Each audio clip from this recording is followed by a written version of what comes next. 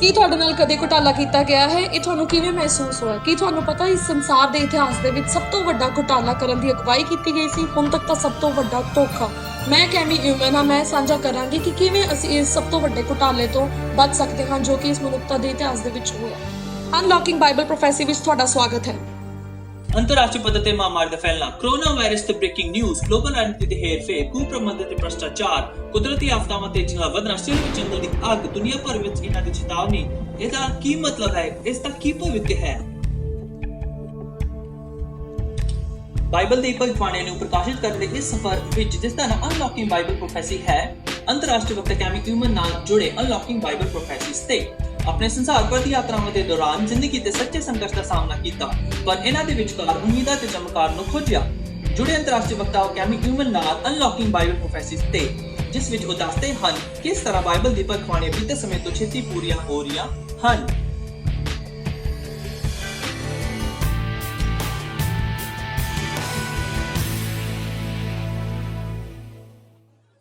Bible ਦੀਆਂ ਭਵਿੱਖਬਾਣੀਆਂ ਨੂੰ ਖੋਲ੍ਹਣ ਲਈ ਮੇਰੇ ਨਾਲ ਜੁੜਨ ਲਈ ਤੁਹਾਡਾ ਧੰਨਵਾਦ।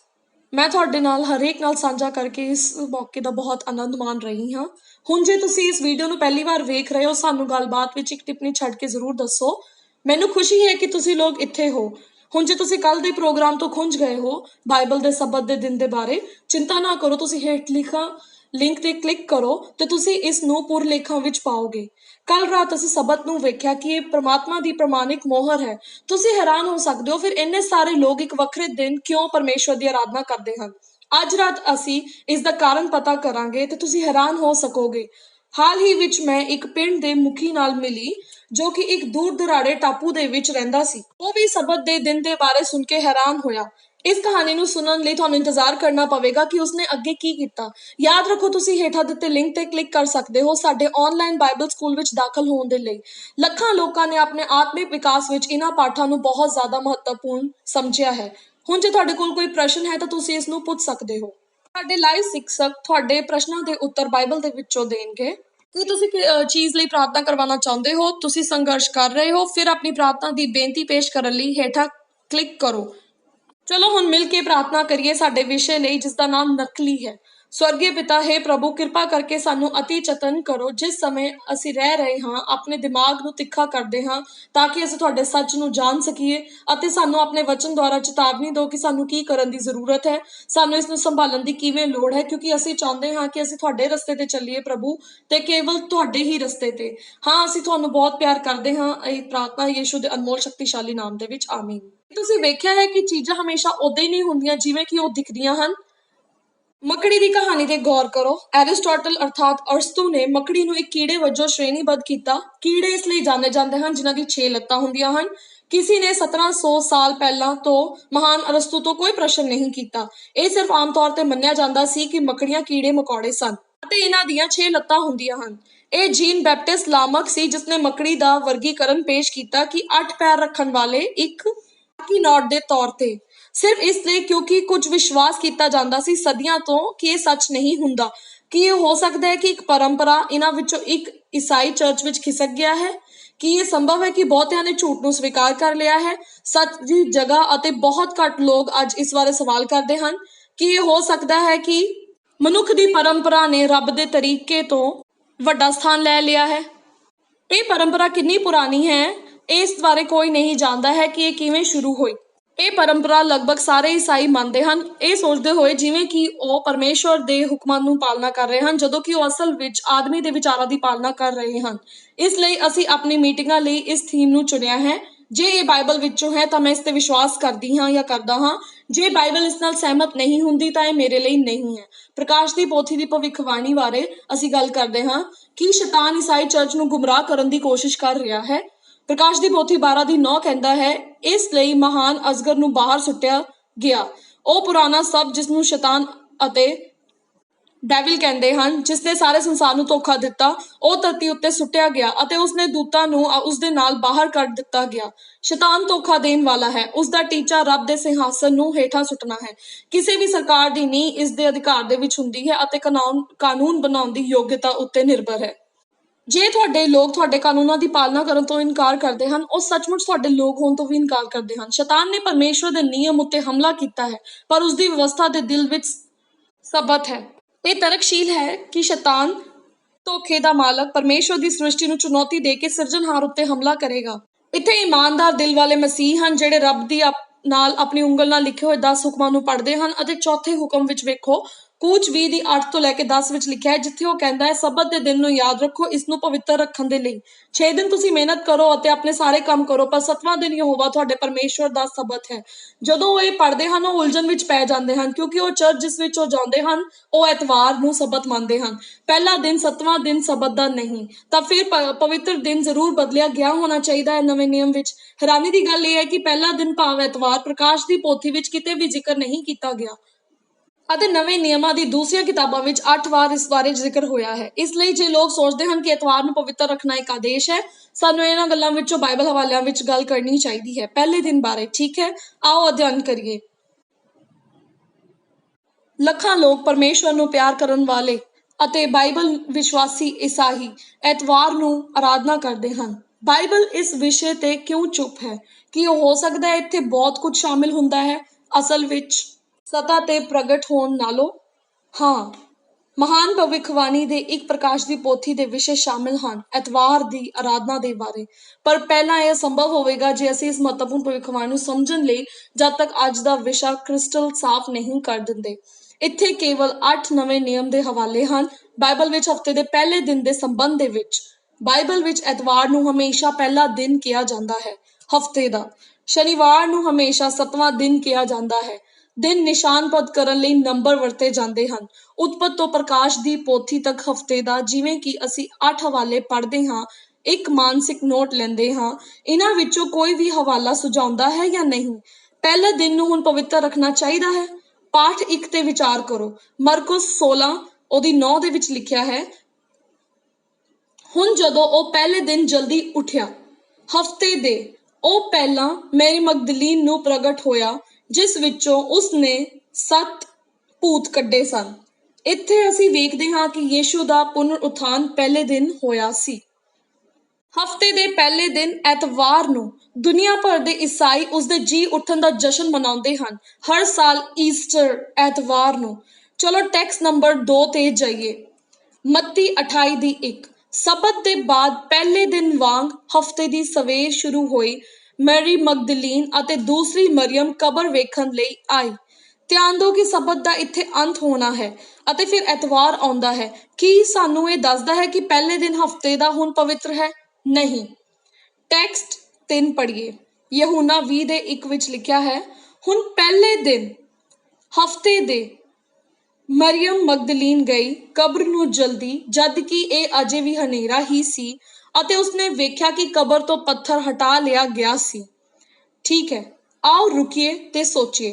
ਹੁਣ ਤੱਕ ਕੁਝ ਵੀ ਜੇ ਅਸੀਂ ਦੇਖਿਆ ਹੈ, ਇਹ 3 ਬਾਣੀ ਦਾ ਸੁਝਾਅ ਕਿ ਪਹਿਲੇ ਦਿਨ ਨੂੰ ਹੁਣ ਸਾਨੂੰ ਪਵਿੱਤਰ ਮੰਨਿਆ ਜਾਣਾ ਚਾਹੀਦਾ ਹੈ, ਕਿਤੇ ਇਸ ਬਾਰੇ ਜ਼ਿਕਰ ਹੋਇਆ ਹੈ?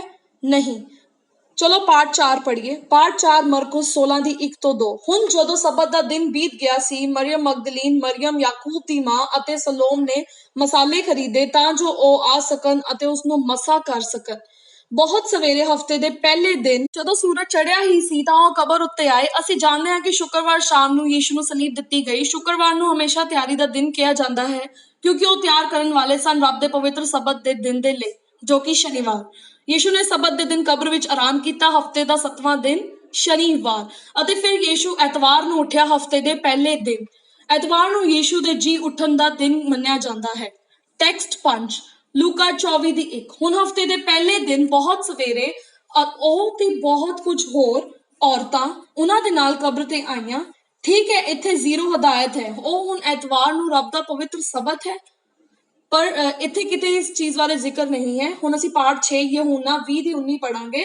ਫਿਰ ਉਸੇ ਦਿਨ ਸ਼ਾਮ ਨੂੰ, ਹਫ਼ਤੇ ਦਾ ਪਹਿਲਾ ਦਿਨ ਸੀ, ਜਦੋਂ ਦਰਵਾਜ਼ੇ ਬੰਦ ਕੀਤੇ ਗਏ ਸਨ ਜਿੱਥੇ ਚੇਲੇ ਇਕੱਠੇ ਹੋਏ ਸਨ ਯਹੂਦੀਆਂ ਦੇ ਡਰ ਤੋਂ, ਯੀਸ਼ੂ ਆਇਆ ਅਤੇ ਉਹਨਾਂ ਦੇ ਵਿਚਕਾਰ ਖੜਾ ਹੋ ਗਿਆ ਅਤੇ ਉਹਨਾਂ ਨੂੰ ਆਖਿਆ, ਸ਼ਾਂਤੀ ਤੁਹਾਡੇ ਨਾਲ ਕਾਇਮ ਰਵੇ। ਕੁਝ ਕਹਿੰਦੇ ਹਨ ਕਿ ਉਹ ਪਹਿਲੇ ਦਿਨ ਐਤਵਾਰ ਨੂੰ ਪਵਿੱਤਰ ਰੱਖਣ ਦੇ ਮੌਕੇ ਨੂੰ ਉਦਘਾਟਨ ਕਰਨ ਦੇ ਲਈ ਉੱਥੇ ਇਕੱਠੇ ਹੋਏ ਹਨ ਤਾਂ ਜੋ ਉਸ ਨੂੰ ਪਵਿੱਤਰ ਰੱਖ ਸਕਣ। ਪਰ ਚੇਲੇ ਕਿਵੇਂ ਨਵੇਂ ਪਵਿੱਤਰ ਦਿਨ ਦਾ ਉਦਘਾਟਨ ਕਰ ਸਕਦੇ ਸਨ? ਕਿਉਂਕਿ ਪੁਨਰੁਥਾਨ ਦੇ ਸਨਮਾਨ ਵਿੱਚ ਉਹਨਾਂ ਨੂੰ ਯਕੀਨ ਨਹੀਂ ਸੀ। ਉਹਨਾਂ ਨੇ ਇਸ ਚੀਜ਼ ਨੂੰ ਵਿਸ਼ਵਾਸ ਕਰਨ ਤੋਂ ਇਨਕਾਰ ਕਰ ਦਿੱਤਾ ਸੀ ਕਿ ਯੀਸ਼ੂ ਜੀ ਉੱਠਿਆ ਹੈ ਪੁਨਰੁਥਾਨ ਦੇ ਸਨਮਾਨ ਵਿੱਚ, ਕਿਉਂਕਿ ਜਦੋਂ ਤੱਕ ਯੀਸ਼ੂ ਪ੍ਰਗਟ ਨਹੀਂ ਹੋਇਆ ਸੀ। ਅਤੇ ਮਾਰਕ 16:14 ਵਿੱਚ ਸਾਬਤ ਹੋਇਆ ਹੈ, ਜਿੱਥੇ ਉਹ ਕਹਿੰਦਾ ਹੈ ਕਿ ਬਾਅਦ ਵਿੱਚ ਉਹ ਪ੍ਰਗਟ ਹੋਇਆ। ਯੀਸ਼ੂ ਨੇ ਉਹਨਾਂ ਦੇ ਅਵਿਸ਼ਵਾਸ ਤੇ ਦਿਲ ਦੀ ਕਠੋਰਤਾ ਨੂੰ ਝਿੜਕਿਆ, ਕਿਉਂਕਿ ਉਹਨਾਂ ਨੂੰ ਵਿਸ਼ਵਾਸ ਨਹੀਂ ਸੀ ਜਿਸਨੇ ਉਸ ਨੂੰ ਜੀ ਉੱਠਣ ਤੋਂ ਬਾਅਦ ਵੇਖਿਆ ਸੀ। ਠੀਕ ਹੈ ਦੋਸਤੋ, ਅਜੇ ਤੱਕ ਇਹ 6 ਹਵਾਲੇ ਕੁਝ ਨਹੀਂ ਬੋਲਦੇ ਪਰਮੇਸ਼ਵਰ ਦੇ ਪਵਿੱਤਰ ਸਬਤ ਦੇ ਦਿਨ ਨੂੰ ਬਦਲਣ ਦੇ ਬਾਰੇ, ਪਹਿਲਾ ਦਿਨ ਐਤਵਾਰ ਨੂੰ ਮੰਨਣ ਦੇ ਲਈ। ਪਰ ਆਓ ਵੇਖਦੇ ਰਹੀਏ, ਸਾਡੇ ਕੋਲ 2 ਹੋਰ ਹਵਾਲੇ ਹਨ ਜੋ ਕਿ ਹਫ਼ਤੇ ਦੇ ਪਹਿਲੇ ਦਿਨ ਦਾ ਜ਼ਿਕਰ ਕਰਦੇ ਹਨ। ਟੈਕਸਟ 7ਵਾਂ, ਪਹਿਲਾ ਕੁਰਿੰਥੀਓ 16 ਉਹਦੀ 1 ਔਰ 2। ਹੁਣ ਸੰਤਾਂ ਦੇ ਭੰਡਾਰ ਬਾਰੇ, ਜਿੱਥੇ ਮੈਂ ਗਲਾਤੀਆਂ ਦੀ ਚਰਚਾ ਨੂੰ ਆਦੇਸ਼ ਦਿੱਤਾ ਹੈ, ਇਸ ਲਈ ਤੁਹਾਨੂੰ ਵੀ ਕਰਨਾ ਪਵੇਗਾ। ਪਹਿਲੇ ਦਿਨ ਹਫ਼ਤੇ ਦੇ ਤੁਹਾਡੇ ਵਿੱਚੋਂ ਹਰ ਕੋਈ ਇੱਕ ਨੂੰ ਕੁਝ ਅਲੱਗ ਕਰਨਾ ਚਾਹੀਦਾ ਹੈ, ਸੰਭਾਲ ਕੇ ਜਦੋਂ ਖੁਸ਼ਹਾਲ ਹੋ ਸਕਦਾ ਹੈ ਕਿ ਜਦੋਂ ਮੈਂ ਆਵਾਂ ਤਾਂ ਕੋਈ ਸੰਗ੍ਰਹਿ ਨਾ ਹੋਵੇ। ਪੌਲਸ ਉਹਨਾਂ ਦੇ ਕੁਝ ਪੈਸੇ ਵੱਖ ਰੱਖਣ ਦੀ ਹਦਾਇਤ ਕਰ ਰਿਹਾ ਹੈ ਹਫ਼ਤੇ ਦੇ ਸ਼ੁਰੂ ਦੇ ਵਿੱਚ, ਇਸ ਲਈ ਉਹ ਇਸ ਨੂੰ ਆਪਣੇ ਸਬਤ ਦੀ ਭੇਂਟ ਲਈ ਤਿਆਰ ਕਰਨ ਲਈ ਕਹਿ ਰਿਹਾ ਹੈ। ਤੁਸੀਂ ਦੇਖੋ, ਪੌਲ ਫੰਡ ਇਕੱਠਾ ਕਰਨ ਦੀ ਗੱਲ ਕਰ ਰਿਹਾ ਹੈ ਯਰੂਸ਼ਲਮ ਦੇ ਈਸਾਈਆਂ ਲਈ ਜੋ ਅਕਾਲ ਤੋਂ ਪੀੜਿਤ ਸਨ। ਇਸ ਲਈ ਉਸਨੇ ਗਿਰਜਾਘਰਾਂ ਨੂੰ ਲਿਖਿਆ ਕਿ ਉਹ ਮੁਲਾਕਾਤ ਕਰੇਗਾ, ਪੁੱਛੇਗਾ ਕਿ ਹਰ ਵਿਸ਼ਵਾਸੀ ਹਫ਼ਤਾਵਾਰੀ ਪੈਸਾ ਇੱਕ ਪਾਸੇ ਰੱਖਦੇ ਹਨ। ਜਦੋਂ ਉਹ ਪਹੁੰਚੇ ਤਾਂ ਉਹ ਤਿਆਰ ਰਹਿਣ। ਠੀਕ ਹੈ, ਟੈਕਸਟ ਨੰਬਰ 8, ਸਾਡਾ ਅੰਤਮ ਟੈਕਸਟ ਰਸੂਲਾਂ ਦੇ ਕਰਤੱਵ 20:7। ਹੁਣ ਹਫ਼ਤੇ ਦੇ ਪਹਿਲੇ ਦਿਨ ਜਦੋਂ ਚੇਲੇ ਰੋਟੀ ਤੋੜਨ ਲਈ ਇਕੱਠੇ ਹੋਏ ਸਨ, ਅਗਲੇ ਦਿਨ ਰਵਾਨਗੀ ਲਈ ਤਿਆਰ ਪੌਲੁਸ ਨੇ ਉਹਨਾਂ ਨਾਲ ਗੱਲ ਕੀਤੀ ਅਤੇ ਅੱਧੀ ਰਾਤ ਤੱਕ ਆਪਣਾ ਸੁਨੇਹਾ ਜਾਰੀ ਰੱਖਿਆ। ਕੀ ਇਹ ਪਾਠ ਐਤਵਾਰ ਨੂੰ ਇੱਕ ਪਵਿੱਤਰ ਦਿਨ ਰੱਖਣ ਵਜੋਂ ਕਹਿੰਦਾ ਹੈ, ਜਾਂ ਉਹ 7ਵੇਂ ਦਿਨ ਸਬਤ ਦਾ ਦਿਨ ਬਦਲਿਆ ਗਿਆ ਸੀ ਪਹਿਲੇ ਦਿਨ ਲਈ? ਨਹੀਂ, ਤੱਥ ਇਹ ਹੈ ਕਿ ਉਹਨਾਂ ਨੇ ਰੋਟੀ ਤੋੜ ਦਿੱਤੀ ਜਾਂ ਭਾਈਚਾਰਾ ਮਨਾਇਆ। ਇਹ ਸੇਵਾ ਵਿੱਚ ਕਿਤੇ ਵੀ ਸੰਕੇਤ ਨਹੀਂ ਮਿਲਦਾ ਕਿ ਹੁਣ ਐਤਵਾਰ ਪਵਿੱਤਰ ਦਿਨ ਹੈ, ਕਿਉਂਕਿ ਬਾਈਬਲ ਕਹਿੰਦੀ ਹੈ ਕਿ ਉਹਨਾਂ ਨੇ ਹਰ ਰੋਜ਼ ਉਹ ਰੋਟੀ ਤੋੜਦੇ ਸਨ। ਕਰਤੱਵ 2:46 ਵਿੱਚ ਲਿਖਿਆ ਹੈ, ਇਸ ਲਈ ਇੱਕ ਸਮਝੌਤੇ ਵਜੋਂ ਰੋਜ਼ਾਨਾ ਰੱਖਣ ਦੇ ਲਈ ਮੰਦਿਰ ਵਿੱਚ ਅਤੇ ਘਰ ਘਰ ਰੋਟੀ ਤੋੜਦਿਆਂ ਉਹਨਾਂ ਨੇ ਆਪਣਾ ਭੋਜਨ ਖੁਸ਼ੀ ਨਾਲ ਅਤੇ ਦਿਲ ਦੀ ਸਾਦਗੀ ਨਾਲ ਖਾਧਾ। ਅਸੀਂ ਹੁਣ ਨਵੇਂ ਨਿਯਮ ਦੇ ਸਾਰੇ 8 ਪਾਠਾਂ ਵੱਲ ਧਿਆਨ ਦਿੱਤਾ ਹੈ। ਉਹ ਪਹਿਲੇ ਦਿਨ ਦਾ ਹਵਾਲਾ ਦਿੰਦੇ ਹਨ। ਤੁਸੀਂ ਹੁਣ ਆਪਣੇ ਆਪ ਨੂੰ ਆਪ ਹੀ ਵੇਖ ਲਿਆ ਹੈ ਕਿ ਇਹ ਕਿਸੇ ਤਬਦੀਲੀ ਦਾ ਸੰਕੇਤ ਨਹੀਂ ਦਿੰਦੇ ਹਨ, ਜਾਂ ਫਿਰ ਆਰਾਧਨਾ ਦੇ ਦਿਨ ਦੇ ਵਿੱਚ ਕਿਵੇਂ ਤਬਦੀਲੀ ਆਈ। ਕੀ ਇਹ ਦਿਨ ਨਕਲੀ ਹੈ? ਬਹੁਤ ਸਾਰੇ ਇਮਾਨਦਾਰ ਮਸੀਹੀ ਲੂਕਾ 4:16 ਵਿੱਚ ਪੜ੍ਹਦੇ ਹਨ, ਯੀਸ਼ੂ ਜਿਵੇਂ ਉਸਦਾ ਰਿਵਾਜ ਸੀ ਕਿ ਉਹ 7ਵੇਂ ਦਿਨ ਸਬਤ ਦੇ ਦਿਨ ਆਰਾਧਨਾਲय ਜਾਂਦਾ ਸੀ। ਮਸੀਹ ਨੇ ਮੱਤੀ 24:20 ਵਿੱਚ ਕਿਹਾ, ਉਸਦੇ ਚੇਲੇ ਸਬਤ ਨੂੰ 40 ਸਾਲ ਮਨਾਉਣਗੇ। ਸਲੀਬ ਤੋਂ ਬਾਅਦ ਜਦੋਂ ਉਸਨੇ ਕਿਹਾ, ਪ੍ਰਾਰਥਨਾ ਕਰੋ ਕਿ ਤੁਹਾਡੀ ਉਡਾਨ ਸਰਦੀਆਂ ਵਿੱਚ ਨਾ ਹੋਵੇ ਜਾਂ ਸਬਤ ਦੇ ਦਿਨ। ਰਸੂਲ 13:42 ਤੋਂ 44 ਵਿੱਚ ਪੌਲੁਸ ਰਸੂਲ ਨੇ ਲਗਭਗ ਸਿਖਾਇਆ 7ਵੇਂ ਦਿਨ ਸਬਤ ਨੂੰ ਮਨਾਉਣ ਲਈ ਇੱਕ ਪੂਰਾ ਸ਼ਹਿਰ ਮਸੀਹ। ਫਿਰ ਪ੍ਰਕਾਸ਼ ਦੀ ਪੋਥੀ 1:10 ਵਿੱਚ ਅਸੀਂ ਪੜ੍ਹਦੇ ਹਨ ਕਿ ਪ੍ਰਭੂ ਦਾ ਇੱਕ ਦਿਨ ਹੈ। ਫਿਰ ਉਹਨਾਂ ਨੇ ਲੂਕਾ 6:5 ਵਿੱਚ ਜਦੋਂ ਅਸੀਂ ਪੜ੍ਹਦੇ ਹਨ ਕਿ ਇਹ ਸਬਤ ਦਾ ਦਿਨ ਹੈ, ਉਹਨਾਂ ਨੇ ਮਾਰਕ 2:27-28 ਵਿੱਚ ਦੁਬਾਰਾ ਇਹ ਗੱਲ ਪੜ੍ਹੀ ਅਤੇ ਮੱਤੀ 12:8 ਦੇ ਵਿੱਚ। ਉਹ ਉਲਝਣ ਵਿੱਚ ਸਨ ਅਤੇ ਪੁੱਛਦੇ ਸਨ, ਬਾਈਬਲ ਸਬਤ ਨੂੰ ਕਿਵੇਂ ਬਦਲਿਆ ਗਿਆ? ਖੈਰ, ਯਕੀਨਨ ਰੱਬ ਨੇ ਨਹੀਂ ਇਹ ਕੀਤਾ, ਕਿਉਂਕਿ ਬਾਈਬਲ ਕਹਿੰਦੀ ਹੈ ਮਲਾਕੀ 3:6 ਵਿੱਚ, ਕਿਉਂਕਿ ਮੈਂ ਪ੍ਰਭੂ ਹਾਂ, ਮੈਂ ਕਦੇ ਨਹੀਂ ਬਦਲਦਾ। ਮੈਂ ਇਸ ਲਈ ਸ਼ੁਕਰਗੁਜ਼ਾਰ ਹਾਂ ਕਿਉਂਕਿ ਮੈਨੂੰ ਭਰੋਸਾ ਮਿਲ ਸਕਦਾ ਹੈ ਉਸਦੇ ਵਚਨ ਦੇ ਵਿੱਚੋਂ, ਜੋ ਕੱਲ, ਅੱਜ ਅਤੇ ਆਉਣ ਵਾਲੇ ਕੱਲ ਦੇ ਵਿੱਚ ਇੱਕੋ ਹੀ ਹੈ। ਮੈਨੂੰ ਸਾਡੇ ਰੱਬ ਨਾਲ ਬਹੁਤ ਪਿਆਰ ਹੈ। ਫਿਰ ਉਹ ਬਾਈਬਲ ਵੱਲ ਅਸੀਂ ਵੇਖਦੇ ਹਾਂ ਤੇ ਅਸੀਂ ਵੇਖਦੇ ਹਾਂ ਕਿ ਯੀਸ਼ੂ ਨੇ ਸਬਤ ਨੂੰ ਨਹੀਂ ਬਦਲਿਆ, ਕਿਉਂਕਿ ਇਬਰਾਨੀਆਂ 13:8 ਵਿੱਚ ਬਾਈਬਲ ਵਾਅਦਾ ਕਰਦੀ ਹੈ ਯੀਸ਼ੂ ਮਸੀਹ ਕੱਲ, ਅੱਜ ਅਤੇ ਸਦਾ ਤੀਕਰ ਲਈ ਇੱਕੋ ਜਿਹਾ ਹੈ। ਇਸ ਲਈ ਪਰਮੇਸ਼ਵਰ ਨੇ ਸਬਤ ਨੂੰ ਨਹੀਂ ਬਦਲਿਆ, ਯੀਸ਼ੂ ਨੇ ਸਬਤ ਨੂੰ ਨਹੀਂ ਬਦਲਿਆ ਅਤੇ ਚੇਲਿਆਂ ਨੇ ਸਬਤ ਨੂੰ ਨਹੀਂ ਬਦਲਿਆ। ਕਰਤੱਵ 5:29 ਵਿੱਚ ਪਰ ਪਤਰਸ ਅਤੇ ਦੂਜੇ ਰਸੂਲ ਜਵਾਬ ਦਿੱਤੇ ਹੋਏ ਕਹਿੰਦੇ ਹਨ, ਸਾਨੂੰ ਮਨੁੱਖ ਦੀ ਬਜਾਏ ਰੱਬ ਦਾ ਕਹਿਣਾ ਮੰਨਣਾ ਚਾਹੀਦਾ ਹੈ। ਜਾਂ ਫਿਰ ਇੱਕ ਸਵਾਲ ਹੈ, ਫਿਰ ਇਹ ਕਿਸਨੇ ਕੀਤਾ? ਪ੍ਰਕਾਸ਼ ਦੀ ਕਿਤਾਬ ਦੇ 13ਵੇਂ ਅਧਿਆਇ ਵਿੱਚ ਇੱਕ ਦਰਿੰਦਾ ਹੈ, ਉਹ ਜੋ ਸਮੁੰਦਰ ਤੋਂ ਬਾਹਰ ਉੱਠਦਾ ਹੈ। ਇਹ ਅਧਿਆਇ ਹੈ ਜਿੱਥੇ ਅਸੀਂ ਪੜ੍ਹਦੇ ਹਾਂ ਜਾਨਵਰ ਦੇ ਨਿਸ਼ਾਨ ਬਾਰੇ ਅਤੇ 666 ਦੇ ਬਾਰੇ। ਪਰ ਧਿਆਨ ਦਿਓ ਕਿ ਜਾਨਵਰ ਦਾ ਵਰਣਨ ਕਿਵੇਂ ਕੀਤਾ ਗਿਆ ਹੈ। ਹੁਣ ਦੋਸਤੋ, ਮੈਂ ਬਸ ਇਹ ਕਹਿਣਾ ਚਾਹੁੰਦੀ ਹਾਂ ਕਿ ਬਾਈਬਲ ਵਿੱਚ ਦਰਿੰਦੇ ਰਾਜਿਆਂ ਅਤੇ ਸ਼ਕਤੀ ਦੇ ਪ੍ਰਤੀਕ ਹਨ। ਅਸਲ ਰਾਖਸ਼ ਉਹ ਨਹੀਂ ਜਿਹੜੇ ਸਮੁੰਦਰ ਵਿੱਚੋਂ ਬਾਹਰ ਆਉਂਦੇ ਹਨ। ਠੀਕ ਹੈ, ਯੀਸ਼ੂ ਸਾਨੂੰ ਪਿਆਰ ਕਰਦਾ ਹੈ ਅਤੇ ਪ੍ਰਕਾਸ਼ ਦੀ ਕਿਤਾਬ ਉਸਨੇ ਸਾਡੇ ਲਈ ਇੱਕ ਪਿਆਰ ਪੱਤਰ ਲਈ ਦੁਆਰਾ ਲਿਖੀ ਹੈ। ਅਸੀਂ ਆਓ ਇਸ ਨੂੰ ਪੜ੍ਹੀਏ, ਇਸ ਨੂੰ ਧਿਆਨ ਦੇ ਵਿੱਚ ਰੱਖਦੇ ਹੋਏ। ਪ੍ਰਕਾਸ਼ ਦੀ ਪੋਥੀ 13:1 ਦੇ ਵਿੱਚ ਇਸ ਤਰ੍ਹਾਂ ਲਿਖਿਆ ਹੋਇਆ ਹੈ, ਫਿਰ ਮੈਂ ਸਮੁੰਦਰ ਦੀ ਰੇਤ ਉੱਤੇ ਖੜਾ ਹੋ ਗਿਆ ਅਤੇ ਮੈਂ ਸਮੁੰਦਰ ਤੋਂ ਇੱਕ ਜਾਨਵਰ ਨੂੰ ਦੇਖਿਆ। 7 ਸਿਰ ਅਤੇ 10 ਸਿੰਗ ਸਨ। ਉਸ ਦੇ ਸਿੰਘਾਂ ਉੱਤੇ 10 ਤਾਜ ਅਤੇ ਉਸ ਦੇ ਸਿਰ ਤੇ ਇੱਕ ਨਿੰਦਿਆ ਵਾਲਾ ਨਾਂ। ਇੱਥੇ ਇੱਕ ਸੰਪੂਰਨ ਉਦਾਹਰਨ ਹੈ। ਇੱਥੇ ਇੱਕ ਬਾਈਬਲ ਵਿੱਚ ਸਾਨੂੰ ਇੱਕ ਦਰਿੰਦੇ ਬਾਰੇ ਜ਼ਿਕਰ ਕੀਤਾ ਗਿਆ ਹੈ ਜੋ ਕਿ ਰਾਜਨੀਤੀ ਨੂੰ ਦਰਸਾਉਂਦਾ ਹੈ, ਜਾਂ ਧਾਰਮਿਕ ਸ਼ਕਤੀ ਜਾਂ ਰਾਜ ਨੂੰ। ਇਹ ਤਾਕਤ ਜਿਹੜੀ ਚੜ੍ਹਦੀ ਹੈ ਇੱਕ ਕਫਰ ਵਾਲੀ ਤਾਕਤ ਹੈ। ਇਹ ਅਧਿਕਾਰਾਂ ਅਤੇ ਸ਼ਕਤੀਆਂ ਦਾ ਦਾਅਵਾ ਕਰਦੀ ਹੈ ਜੋ ਕੇਵਲ ਪਰਮਾਤਮਾ ਦੇ ਨਾਲ ਸੰਬੰਧਿਤ ਹੈ। ਅੱਗੇ ਹੋਰ ਜਾਰੀ ਹੁੰਦਾ ਹੈ ਜਿੱਥੇ ਲਿਖਿਆ ਜਾਂਦਾ ਹੈ, ਹੁਣ ਉਹ ਜਾਨਵਰ ਜੋ ਮੈਂ ਵੇਖਿਆ ਚੀਤੇ ਵਾਂਗ ਸੀ। ਉਸਦੇ ਪੈਰ ਰਿੱਛ ਦੇ ਪੈਰਾਂ ਵਰਗੇ ਸਨ ਅਤੇ ਉਸਦਾ ਮੂੰਹ ਸ਼ੇਰ ਦੇ ਮੂੰਹ ਵਰਗਾ ਸੀ। ਅਜਗਰ ਨੇ ਉਸਨੂੰ ਆਪਣੀ ਸ਼ਕਤੀ ਦਿੱਤੀ ਸੀ, ਉਸਦਾ ਤਖਤ ਅਤੇ ਮਹਾਨ ਅਧਿਕਾਰ। ਅਜਗਰ ਕੌਣ ਹੈ? ਅਜਗਰ ਸ਼ੈਤਾਨ ਹੈ।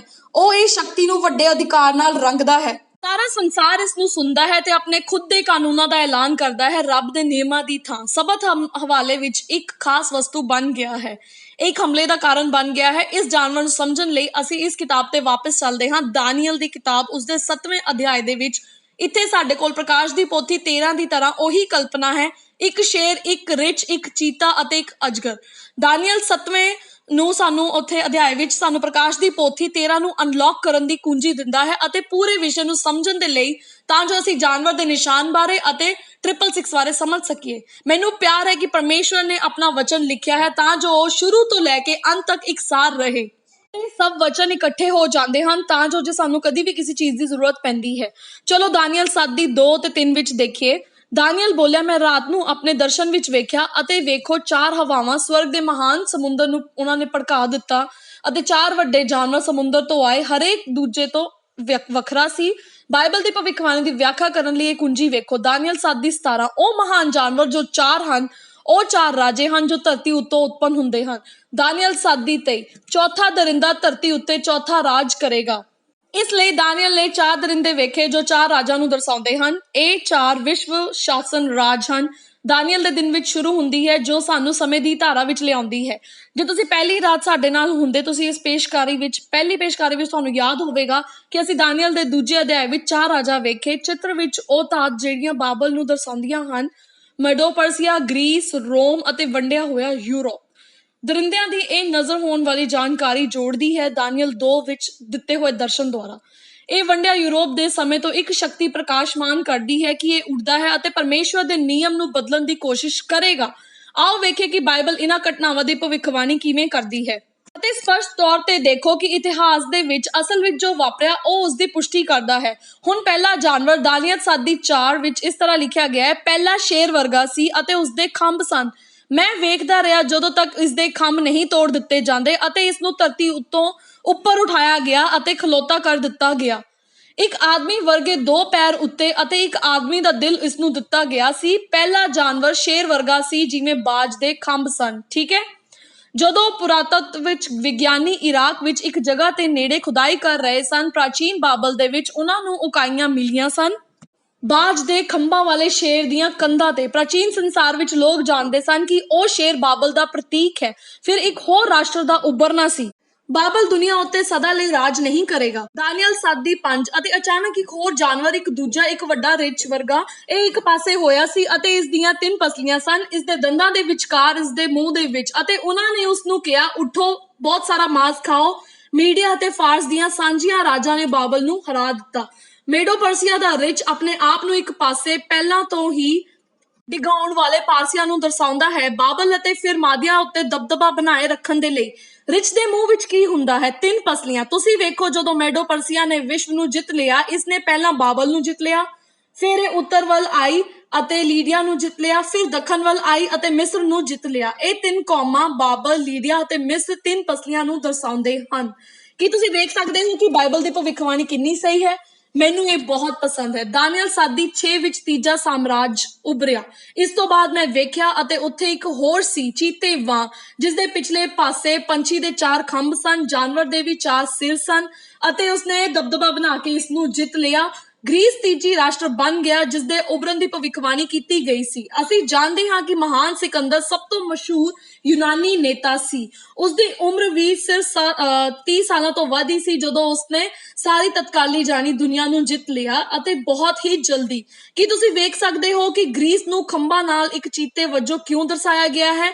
ਪਰ ਚਾਰੇ ਮੁਖੀ ਕਿਸ ਨੂੰ ਦਰਸਾਉਂਦੇ ਹਨ? ਮਹਾਨ ਅਲੈਗਜ਼ੈਂਡਰ ਦੀ ਮੌਤ ਹੋ ਗਈ ਜਦੋਂ ਉਹ 33 ਸਾਲਾਂ ਦਾ ਸੀ। ਜ਼ਿਆਦਾਤਰ ਰਾਜਾਂ ਦੇ ਉਲਟਨ ਕਾਰਨ ਸਿਕੰਦਰ ਦੇ ਪੁੱਤਰ ਨੇ ਗੱਦੀ ਨਹੀਂ ਲਈ ਸੀ। ਇਸ ਦੀ ਬਜਾਏ ਉਸਦੇ 4 ਜਰਨੈਲਾਂ ਨੇ ਯੂਨਾਨ ਦੇ ਸਾਮਰਾਜ ਨੂੰ ਵੰਡ ਦਿੱਤਾ ਅਤੇ ਹਰੇਕ ਨੂੰ ਰਾਜ ਕਰਨ ਲਈ ਇੱਕ ਹਿੱਸਾ ਦਿੱਤਾ ਗਿਆ। ਇਸ ਤਰ੍ਹਾਂ 4 ਸਿਰ ਵਾਲੇ ਚੀਤੇ ਦੋਸਤੋ, ਇਹ ਤੁਹਾਡੇ ਲਈ ਅਤੇ ਮੇਰੇ ਲਈ ਬਹੁਤ ਮਹੱਤਵਪੂਰਨ ਭਵਿੱਖਬਾਣੀ ਹੈ ਅਤੇ ਇਹ ਰਾਜ ਦੇ ਪਤਨ ਨੂੰ ਪਤਾ ਕਰਨ ਦੇ ਲਈ ਇਹ ਮਹੱਤਵ ਰੱਖਦਾ ਹੈ ਕਿ ਕਿਉਂਕਿ ਸਾਨੂੰ ਆਪਣੇ ਭਵਿੱਖ ਲਈ ਜਾਣਨਾ ਚਾਹੀਦਾ ਹੈ ਕਿ ਜਦੋਂ ਬਾਈਬਲ ਸਾਨੂੰ ਚੇਤਾਵਨੀ ਦਿੰਦੀ ਹੈ ਕਿ ਕੁਝ ਹੋਣ ਵਾਲਾ ਹੈ ਤਾਂ ਅਸੀਂ ਇਸ ਤੇ ਵਿਸ਼ਵਾਸ ਕਰ ਸਕਦੇ ਹਾਂ। ਅਸੀਂ ਵਿਸ਼ਵਾਸ ਕਰ ਸਕਦੇ ਹਾਂ ਕਿ ਇਹ ਬਿਲਕੁਲ ਉਵੇਂ ਹੀ ਵਾਪਰੇਗਾ ਜਿਵੇਂ ਕਿ ਬਾਈਬਲ ਵਿੱਚ ਇਸ ਬਾਰੇ ਕਿਹਾ ਗਿਆ ਹੈ ਤੇ ਸਮੇਂ ਦੇ ਸਿਰ ਦੇ ਉੱਤੇ ਜਿਵੇਂ ਕਿ ਉਹ ਸਾਨੂੰ ਚੇਤਾਵਨੀ ਦਿੰਦੀ ਹੈ ਅਤੇ ਸਾਨੂੰ ਇਸ ਨੂੰ ਯਕੀਨ ਕਰਨਾ ਚਾਹੀਦਾ ਹੈ ਉਸਦੇ ਵਚਨ ਤੇ ਕਿ ਅਸੀਂ ਉਸ ਨੂੰ ਐਵੇਂ ਹੀ ਲੈ ਸਕਦੇ ਹਾਂ। ਸਾਨੂੰ ਡਰਾਉਣ ਦੇ ਲਈ ਨਹੀਂ ਪਰ ਸਾਨੂੰ ਤਿਆਰ ਰੱਖਣ ਦੇ ਲਈ ਇਹ ਭਵਿੱਖਬਾਣੀ ਦਿੱਤੀ ਗਈ ਹੈ।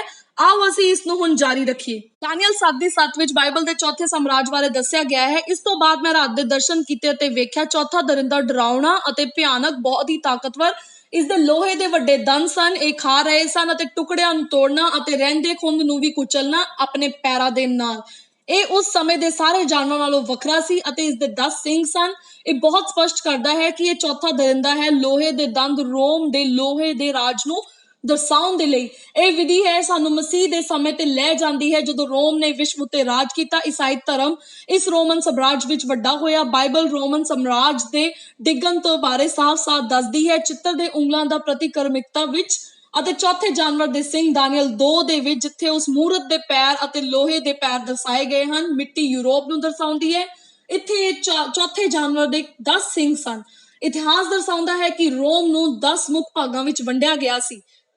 ਵਾਰ ਦੇ ਦੌਰਾਨ ਬਾਈਬਲ ਵਿੱਚ ਬਰਬੀਅਨ ਕਬੀਲੇ ਯੂਰਪ ਉੱਤੇ ਕਬਜ਼ਾ ਕਰ ਰਹੇ ਸਨ। ਧਾਰਮਿਕ ਤਿਆਗ ਚਰਚ ਵਿੱਚ ਦਾਖਲ ਹੋਇਆ ਅਤੇ ਆਰਾਧਨਾ ਨੂੰ ਉੱਤੇ ਵਿਵਾਦ ਖੜੇ ਕਰਨ ਦੇ ਲਈ ਤਾਂ ਉਸ ਵਕਤ ਸਬਤ ਦਾ ਦਿਨ ਬਦਲਿਆ ਗਿਆ। ਦਾਨੀਏਲ 7:8 ਵਿੱਚ ਮੈਂ ਸਿੰਘਾਂ ਬਾਰੇ ਵਿਚਾਰ ਕਰ ਰਿਹਾ ਸੀ ਅਤੇ ਉੱਥੇ ਇੱਕ ਹੋਰ ਸਿੰਘ ਸੀ, ਇੱਕ ਛੋਟਾ ਜਿਹਾ ਉਹਨਾਂ ਦੇ ਵਿਚਕਾਰ ਆਉਣਾ ਜਿਨ੍ਹਾਂ ਦੇ ਅੱਗੇ 3 ਪਹਿਲਾਂ ਸਿੰਘਾਂ ਦੁਆਰਾ ਉਹ ਜੁੜਿਆ ਹੋਇਆ ਸੀ ਤੇ ਬਾਹਰ ਕੱਢ ਦਿੱਤੇ ਗਏ ਸਨ ਅਤੇ ਉੱਥੇ ਇਸ ਸਿੰਘ ਵਿੱਚ ਆਦਮੀ ਦੀਆਂ ਅੱਖਾਂ ਵੱਖਰੀਆਂ ਸਨ ਅਤੇ ਇੱਕ ਭਿਆਨਕ ਸ਼ਬਦ ਮੂੰਹ ਵਿੱਚੋਂ ਕੱਢ ਰਿਹਾ ਸੀ। ਯੂਰਪ ਵਿੱਚ ਇਹਨਾਂ 10 ਸਿੰਘਾਂ ਵਿੱਚ ਇੱਕ ਹੋਰ ਸ਼ਕਤੀ ਹੈ ਜੋ ਕਿ ਉੱਭਰਦੀ ਹੈ ਇੱਕ ਛੋਟੇ ਜਿਹੇ ਸਿੰਘ ਵਾਂਗ ਜੋ ਕਿ ਸਭ ਤੋਂ ਵੱਖਰਾ ਸੀ। ਬਾਈਬਲ ਸਾਨੂੰ ਇਸ ਸ਼ਕਤੀ ਦੀ ਸਪਸ਼ਟ ਪਛਾਣ ਕਰਨ ਲਈ ਸਬੂਤ ਦਿੰਦੀ ਹੈ। ਪਹਿਲਾਂ ਕਿ ਇਹ ਛੋਟਾ ਸਿੰਘ ਪਹਿਲੇ 10 ਸਿੰਘਾਂ ਵਿਚਕਾਰ ਆਉਂਦਾ ਹੈ। ਇਸ ਲਈ ਜੇ 10 ਸਿੰਘ ਰੋਮ ਦੀ ਵੰਡੀਆਂ ਹੋਈਆਂ ਜਗ੍ਹਾਵਾਂ ਸਨ ਫਿਰ ਇਹ ਛੋਟਾ ਸਿੰਘ ਪੱਛਮੀ ਰੋਮ ਦੇ ਅੰਦਰ ਆਉਣਾ ਹੈ। ਮਾਫ ਕਰਨਾ, ਪੱਛਮੀ ਯੂਰਪ। ਇਹ ਛੋਟਾ ਸਿੰਘ ਏਸ਼ੀਆ ਅਫਰੀਕਾ ਵਿੱਚ ਨਹੀਂ ਆਉਂਦਾ ਜਾਂ ਅਮਰੀਕਾ ਵਿੱਚ। ਇਸ ਦੀਆਂ ਜੜ੍ਹਾਂ ਯੂਰੋਪੀਅਨ ਧਰਤੀ ਵਿੱਚ ਹਨ। ਦੂਜਾ ਬਾਈਬਲ ਕਹਿੰਦੀ ਹੈ ਛੋਟਾ ਸਿੰਘ 10 ਸਿੰਘਾਂ ਤੋਂ ਬਾਅਦ ਪੈਦਾ ਹੋਵੇਗਾ ਤਾਂ ਇਹ ਬਾਈਬਲ ਦੇ ਦਿਨਾਂ ਵਿੱਚ ਬਿਲਕੁਲ ਨਹੀਂ ਆ ਸਕਦਾ। ਮੇਡੋ ਪਰਸ਼ੀਆ, ਗ੍ਰੀਸ ਜਾਂ ਰੋਮ, ਇਹ ਰੋਮਨ ਸਾਮਰਾਜ ਦੇ ਪਤਨ ਤੋਂ ਬਾਅਦ ਹੀ ਇਸਨੇ ਸਾਹਮਣੇ ਆਉਣਾ ਹੈ ਦੋਸਤੋ, ਜੋ ਕਿ ਇਸ ਤੇ ਬਿਲਕੁਲ ਸਾਫ਼ ਹੈ ਕਿਉਂਕਿ ਇਹ ਬਹੁਤ ਕੁਝ ਹੈ ਜੋ ਇੱਥੇ ਹੋਰ ਸਿਧਾਂਤ ਜਿਹੜੇ ਬਾਈਬਲ ਵਿੱਚ ਨਹੀਂ ਹਨ ਉਸ ਬਾਰੇ ਖੜਾ ਕਰੇਗੀ। ਇਹ ਰੋਮ ਦੇ ਪਤਨ ਤੋਂ ਬਾਅਦ ਸਾਹਮਣੇ ਆਉਣਾ ਹੈ। ਬਾਈਬਲ ਇਹ ਵੀ ਕਹਿੰਦੀ ਹੈ ਕਿ ਇਸ ਛੋਟੇ ਸਿੰਘਾਂ ਦੀਆਂ ਅੱਖਾਂ ਆਦਮੀਆਂ ਵਾਂਗ ਸਨ। ਅੱਖਾਂ ਹੁਣ ਬੁੱਧੀ ਨੂੰ ਦਰਸਾਉਂਦੀਆਂ ਹਨ ਪਰ ਇਹ ਮਨੁੱਖ ਦੀ ਬੁੱਧੀ ਹੈ, ਰੱਬ ਦੀ ਬੁੱਧੀ ਨਹੀਂ। ਇਹ ਮਨੁੱਖੀ ਧਾਰਮਿਕ ਪ੍ਰਣਾਲੀ ਆਧਾਰਿਤ ਹੈ ਅਤੇ ਮਨੁੱਖ ਦੀ ਸਿੱਖਿਆਵਾਂ ਉੱਤੇ ਜੋ ਰੋਮ ਉੱਤੇ ਉਭਰਨਗੇ। ਧਿਆਨ ਦਿਓ ਕਿ ਬਾਈਬਲ ਦਾਨੀਏਲ 7 ਅਧਿਆਇ ਤੇ ਉਹਦੀ 24 ਆਇਤ ਵਿੱਚ ਇਸ ਤਰ੍ਹਾਂ ਕਹਿੰਦੀ ਹੈ ਕਿ ਇੱਕ ਵਿਭਿੰਨ ਜਾਂ ਬਾਕੀਆਂ ਤੋਂ ਵੱਖਰੀ ਹੈ। ਕਹਿੰਦਾ ਹੈ ਕਿ ਉਹ ਪਹਿਲੇ ਨਾਲੋਂ ਵੱਖਰਾ ਹੋਵੇਗਾ ਕਿਉਂਕਿ ਇਹ ਮੁੱਖ ਤੌਰ ਉੱਤੇ ਇੱਕ ਰਾਜਨੀਤਿਕ ਸ਼ਕਤੀ ਨਹੀਂ ਹੈ, ਇਹ ਇੱਕ ਧਾਰਮਿਕ ਸ਼ਕਤੀ ਹੈ। ਇਹ ਇੱਕ ਧਾਰਮਿਕ ਰਾਜਨੀਤਿਕ ਸ਼ਕਤੀ ਵੀ ਹੈ। ਇਹ ਸ਼ਕਤੀ ਕੀ ਕਰੇਗੀ? ਇਹ ਪਰਮਾਤਮਾ ਦੇ ਬਹੁਤ ਕਾਨੂੰਨ ਨੂੰ ਬਦਲਣ ਦੀ ਕੋਸ਼ਿਸ਼ ਕਰੇਗੀ। ਦਾਨੀਏਲ 7 ਦੀ ਭਵਿੱਖਬਾਣੀ ਵਿੱਚ ਇਸ ਤਰ੍ਹਾਂ ਜ਼ਿਕਰ ਹੋਇਆ ਹੈ ਕਿ ਉਹ ਭਿਆਨਕ ਸ਼ਬਦ ਨਾਲ ਬੋਲਦਾ ਹੈ ਅਤੇ ਮਹਾਨ ਦੇ ਵਿਰੁੱਧ ਉਹ ਸੰਤਾਂ ਨੂੰ ਕਸ਼ਟ ਦੇਵੇਗਾ। ਅਤ ਮਹਾਨ ਦੇ ਅਤੇ ਉਸਦਾ ਇਰਾਦਾ ਰੱਖਣਾ ਹੈ ਕਿ ਸਮੇਂ ਅਤੇ ਕਾਨੂੰਨ ਨੂੰ ਬਦਲਣ ਦੇ ਲਈ। ਕੀ ਇਹ ਸਬਤ ਦਾ ਦਿਨ ਹੋ ਸਕਦਾ ਹੈ? ਕੀ ਤੁਸੀਂ ਅੱਤ ਦੇ ਵਿਰੁੱਧ ਕਿਸੇ ਵੀ ਵੱਡੇ ਸ਼ਬਦਾਂ ਬਾਰੇ ਸੋਚ ਸਕਦੇ ਹੋ? ਰੱਬ ਦੇ ਨਿਯਮ ਨੂੰ ਬਦਲਣ ਦਾ ਅਧਿਕਾਰ ਰੱਖਣ ਦੇ ਦਾਅਵੇ ਨਾਲੋਂ? ਇਹ ਸਪਸ਼ਟ ਤੌਰ ਤੇ ਬ੍ਰਾਹਮਣ ਕਾਨੂੰਨਾਂ ਬਾਰੇ ਬੋਲ ਰਿਹਾ ਹੈ, ਮਹੱਤਵਪੂਰਨ ਟੈਕਸ ਜਾਂ ਰਾਜਨੀਤਿਕ ਕਾਨੂੰਨਾਂ ਬਾਰੇ ਨਹੀਂ। ਦਾਨੀਏਲ ਜਦੋਂ ਅਸੀਂ ਉਹਦਾ 8 ਅਧਿਆਇ ਤੇ ਉਸਦੀ 12 ਆਇਤ ਵਿੱਚ ਪੜ੍ਹਦੇ ਹਾਂ, ਇਸ ਵਿੱਚ ਇਸ ਤਰ੍ਹਾਂ ਲਿਖਿਆ ਹੈ। ਉੱਥੇ ਸਾਨੂੰ ਉਹ ਦੱਸਦਾ ਹੈ ਕਿ ਇੱਕ ਛੋਟਾ ਸਿੰਘ ਇੱਕ ਸ਼ਕਤੀ ਹੈ, ਸੱਚਾਈ ਨੂੰ ਧਰਤੀ ਉੱਤੇ ਸੁੱਟ ਦੇਵੇਗਾ ਅਤੇ ਉਸਨੇ ਇਹ ਸਭ ਕੀਤਾ ਅਤੇ ਉਹ ਖੁਸ਼ਹਾਲ ਹੋਇਆ। ਪੁਰਾਣੇ ਰੋਮਨ ਸਾਮਰਾਜ ਤੋਂ ਬਾਹਰ ਆਉਂਦੇ ਹੋਏ ਇੱਕ ਧਾਰਮਿਕ ਸ਼ਕਤੀ ਚੜ੍ਹਦੀ ਹੈ। ਇਹ ਪਹਿਲਾਂ ਛੋਟਾ ਹੋਵੇਗਾ ਪਰ ਇਹ ਬਹੁਤ ਸ਼ਕਤੀਸ਼ਾਲੀ ਬਾਅਦ ਵਿੱਚ ਬਣ ਜਾਵੇਗਾ। ਇਹ ਅਧਿਕਾਰ ਦਾ ਦਾਅਵਾ ਕਰਨ ਦੇ ਲਈ ਆਪਣੀ ਸ਼ਕਤੀ ਦੀ ਵਰਤੋਂ ਕਰੇਗਾ ਰੱਬ ਦੇ ਬਹੁਤ ਹੀ ਕਾਨੂੰਨਾਂ ਨੂੰ ਬਦਲਣ ਦੇ ਲਈ ਵੀ। ਇਤਿਹਾਸ ਸਾਡੇ ਲਈ ਹੌਲੀ ਹੌਲੀ ਤਬਦੀਲੀ ਲਿਆਉਂਦਾ ਹੈ, ਜੋ ਕਿ ਵਾਪਰਿਆ ਸਬਤ ਦੇ ਦਿਨ ਤੋਂ ਐਤਵਾਰ ਦੇ ਦਿਨ ਤੱਕ। ਡਾਕਟਰ ਜੌਨ ਈਡੀ ਇਸ ਤਬਦੀਲੀ ਦੀਆਂ ਜੜ੍ਹਾਂ ਬਾਰੇ ਦਸਤਾਵੇਜ਼ ਪੇਸ਼ ਕਰਦੇ ਹਨ। ਪੰਨਾ 1156 ਉੱਤੇ ਉਸਦੇ ਬਾਈਬਲ ਐਨਸਾਈਕਲੋਪੀਡੀਆ ਵਿੱਚ ਉਹ ਕਹਿੰਦਾ ਹੈ, ਸਬਤ ਇੱਕ ਇਬਰਾਨੀ ਸ਼ਬਦ ਐਤਵਾਰ ਇੱਕ ਦਿਨ ਸੀ ਜੋ ਗੈਰ ਯਹੂਦੀਆਂ ਦੁਆਰਾ ਪਹਿਲਾ ਦਿਨ ਦਿੱਤਾ ਗਿਆ ਸੀ ਹਫਤੇ ਦਾ, ਕਿਉਂਕਿ ਉਹੀ ਦਿਨ ਸੀ ਜਿੱਥੇ ਉਹ ਸੂਰਜ ਦੀ ਪੂਜਾ ਕਰਦੇ ਸਨ। ਸੂਰਜ ਦੀ ਪੂਜਾ ਨੂੰ ਮਿਸਰ ਵਿੱਚ ਮੰਨਿਆ ਗਿਆ ਅਤੇ ਪ੍ਰਚਲਿਤ ਕੀਤਾ ਗਿਆ। ਬਾਬਲ, ਫਾਰਸ ਅਤੇ ਰੋਮ ਦੇ ਵਿੱਚ ਵੀ ਹਫਤੇ ਦੇ ਦਿਨ ਵੀ ਪ੍ਰਭਾਵਿਤ ਹੋਏ। ਇਤਿਹਾਸ ਸਾਨੂੰ ਦਰਸਾਉਂਦਾ ਹੈ ਕਿ ਯੂਨਾਨੀਆਂ ਅਤੇ ਰੋਮੀਆਂ ਨੇ ਦਿਨਾਂ ਨੂੰ ਨਾਂ ਦਿੱਤਾ ਗ੍ਰਹਿ ਦੇ ਨਾਮਾਂ ਦੇ ਉੱਤੇ। ਕਈਆਂ ਨੂੰ ਉਹਨਾਂ ਨੇ ਦੇਵੀ ਦੇਵਤਿਆਂ ਦੇ ਨਾਮਾਂ ਨਾਲ ਬੁਲਾਇਆ ਜਾਂਦਾ ਸੀ। ਆਓ ਵੇਖੀਏ। ਐਤਵਾਰ ਸੂਰਜ ਦੇਵਤਾ ਦਾ ਦਿਨ, ਸੋਮਵਾਰ ਚੰਦਰਮਾ ਦੇਵਤਾ ਦਾ ਦਿਨ, ਮੰਗਲਵਾਰ ਲੜਾਈ ਦੇ ਦੇਵਤਾ ਟਵਿਆ ਲਈ ਹੈ, ਬੁੱਧਵਾਰ ਨੂੰ ਉਡੀਨ ਦਾ ਦਿਨ ਹੈ, ਮੁਰਦਿਆਂ ਦਾ ਕਰੀਅਰ, ਵੀਰਵਾਰ ਗਰਜ ਦਾ ਦੇਵਤਾ ਥੋਰ ਹੈ, ਸ਼ੁੱਕਰਵਾਰ ਫਰੀਆ ਦਾ ਦਿਨ ਪਿਆਰ ਦੀ ਦੇਵੀ, ਸੁੰਦਰਤਾ ਅਤੇ ਜਨਨ ਦੀ ਨਿਸ਼ਾਨੀ ਜਾਂ ਸ਼ਕਤੀ, ਸ਼ਨੀਵਾਰ ਸੈਟਰਨ ਨਾਂ ਦੇ ਗ੍ਰਹਿ ਦੇ ਉੱਤੇ ਅਤੇ ਉਸ ਦੇਵਤਾ ਦਾ ਦਿਨ ਜੋ ਕਿ ਫਸਲ ਦੀ ਕੱਟ ਨੂੰ ਮੰਨਿਆ ਜਾਂਦਾ ਹੈ। ਇਸ ਨੂੰ ਸ਼ਨੀਵਾਰ ਦਾ ਦਿਨ ਦਾ ਨਾਂ ਦਿੱਤਾ ਗਿਆ। ਇਸ ਲਈ ਇੱਕ ਵਾਰ ਫਿਰ ਮਿਥਿਹਾਸ ਨੂੰ ਸ਼ਾਮਿਲ ਕੀਤਾ ਗਿਆ ਸਾਡੇ ਅੱਜ ਦੇ ਸਮਾਜ ਵਿੱਚ ਸੋਚਣ ਦੇ ਢੰਗ ਦੇ ਬਾਰੇ। ਯਾਦ ਰੱਖੋ ਕਿ ਰੱਬ ਬਾਈਬਲ ਵਿੱਚ ਦਿਨਾਂ ਨੂੰ ਨੰਬਰਾਂ ਨਾਲ ਮਾਰਕ ਕਰੋ। ਇਸ ਲਈ ਸਾਡੇ ਕੋਲ ਪਹਿਲਾ ਦਿਨ ਹੈ, 7ਵਾਂ ਦਿਨ ਵੀ ਹੈ ਅਤੇ ਇਹ ਸਭ ਪੁਰਾਣੇ ਨਿਯਮ ਦੇ ਦੌਰਾਨ ਵੀ ਹੈ ਤੇ ਨਵੇਂ ਨਿਯਮ ਦੇ ਦੌਰਾਨ ਵੀ ਹੈ। ਰੱਬ ਗਿਣਤੀ ਦੇ ਦਿਨਾਂ ਨੂੰ ਸੰਕੇਤ ਕਰਦਾ ਹੈ। ਠੀਕ ਹੈ, ਜੋ ਤੁਸੀਂ 4ਵੀਂ ਸਦੀ ਵਿੱਚ ਆਉਂਦੇ ਹੋ, ਰੋਮਨ ਸਮਰਾਟ ਕੌਂਸਟੈਂਟਾਈਨ ਦੀ ਇੱਕ ਡੂੰਘੀ ਸ਼ਰਧਾ ਸੀ ਸੂਰਜ ਦੀ ਪੂਜਾ ਕਰਨ ਦੇ ਲਈ। ਸਿੱਕੇ ਉੱਤੇ ਉਸਨੇ ਟਕਰਾਇਆ, ਪਰ ਉਸਨੂੰ ਦੁਵਿਧਾ ਸੀ। ਰੋਮ ਅੱਡ ਹੋ ਰਿਹਾ ਸੀ। ਕੌਂਸਟੈਂਟਾਈਨ ਆਪਣੇ ਸਾਮਰਾਜ ਨੂੰ ਇਕਜੁੱਟ ਕਰਨਾ ਚਾਹੁੰਦਾ ਸੀ। ਉਸਦੇ ਮਨ ਦੇ ਵਿੱਚ ਇੱਕ ਸ਼ਾਨਦਾਰ ਵਿਚਾਰ ਆਇਆ, ਕਿਉਂ ਨਾ ਐਤਵਾਰ ਦੀ ਪੂਜਾ ਦੇ ਦੁਆਲੇ ਸਾਮਰਾਜ ਨੂੰ ਇਕਜੁੱਟ ਕੀਤਾ ਜਾਵੇ। ਤੁਸੀਂ ਦੇਖੋ, ਕੌਂਸਟੈਂਟਾਈਨ ਨੇ ਸੂਰਜ ਵੱਲ ਵੇਖਿਆ ਸੀ ਲੜਾਈ ਤੋਂ ਪਹਿਲਾਂ ਅਤੇ ਉਸਨੂੰ ਪ੍ਰਕਾਸ਼ ਦਾ ਕ੍ਰਾਸ ਦਿਖਿਆ ਅਤੇ ਇਸ ਦੇ ਨਾਲ ਯੂਨਾਨੀ ਸ਼ਬਦਾਂ ਵਿੱਚ ਅਰਥ ਸੀ, ਇਸ ਨਿਸ਼ਾਨੀ ਵਿੱਚ ਜਿੱਤ ਹੈ।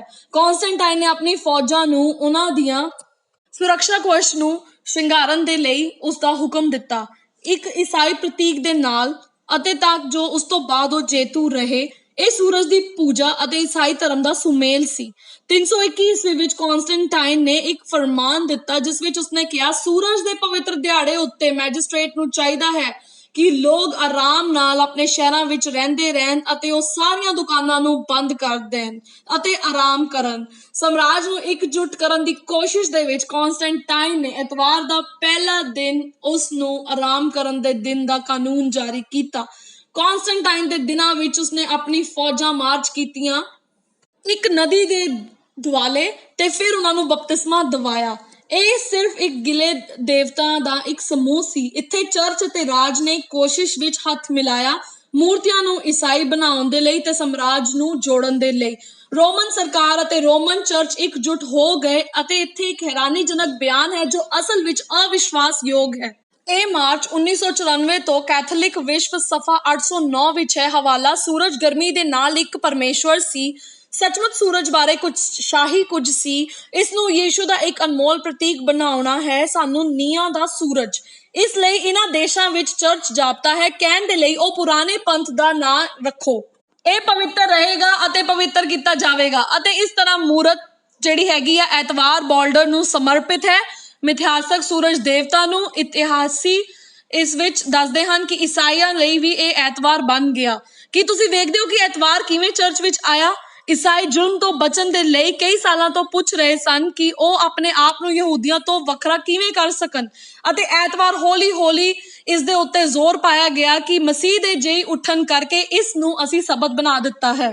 ਅਤੇ ਹੌਲੀ ਹੌਲੀ ਚਰਚ ਦੇ ਆਗੂ ਝੂਠੇ ਸੂਰਜ ਦੇ ਉਪਾਸਕਾਂ ਨੂੰ ਵਧੇਰੇ ਆਰਾਮਦਾਇਕ ਬਣਾਉਣ ਦੇ ਲਈ ਐਤਵਾਰ ਨੂੰ ਬਾਈਬਲ ਸਬਤ ਦੇ ਸਥਾਨ ਤੇ ਰੱਖਣਾ ਸ਼ੁਰੂ ਕਰ ਦਿੱਤਾ।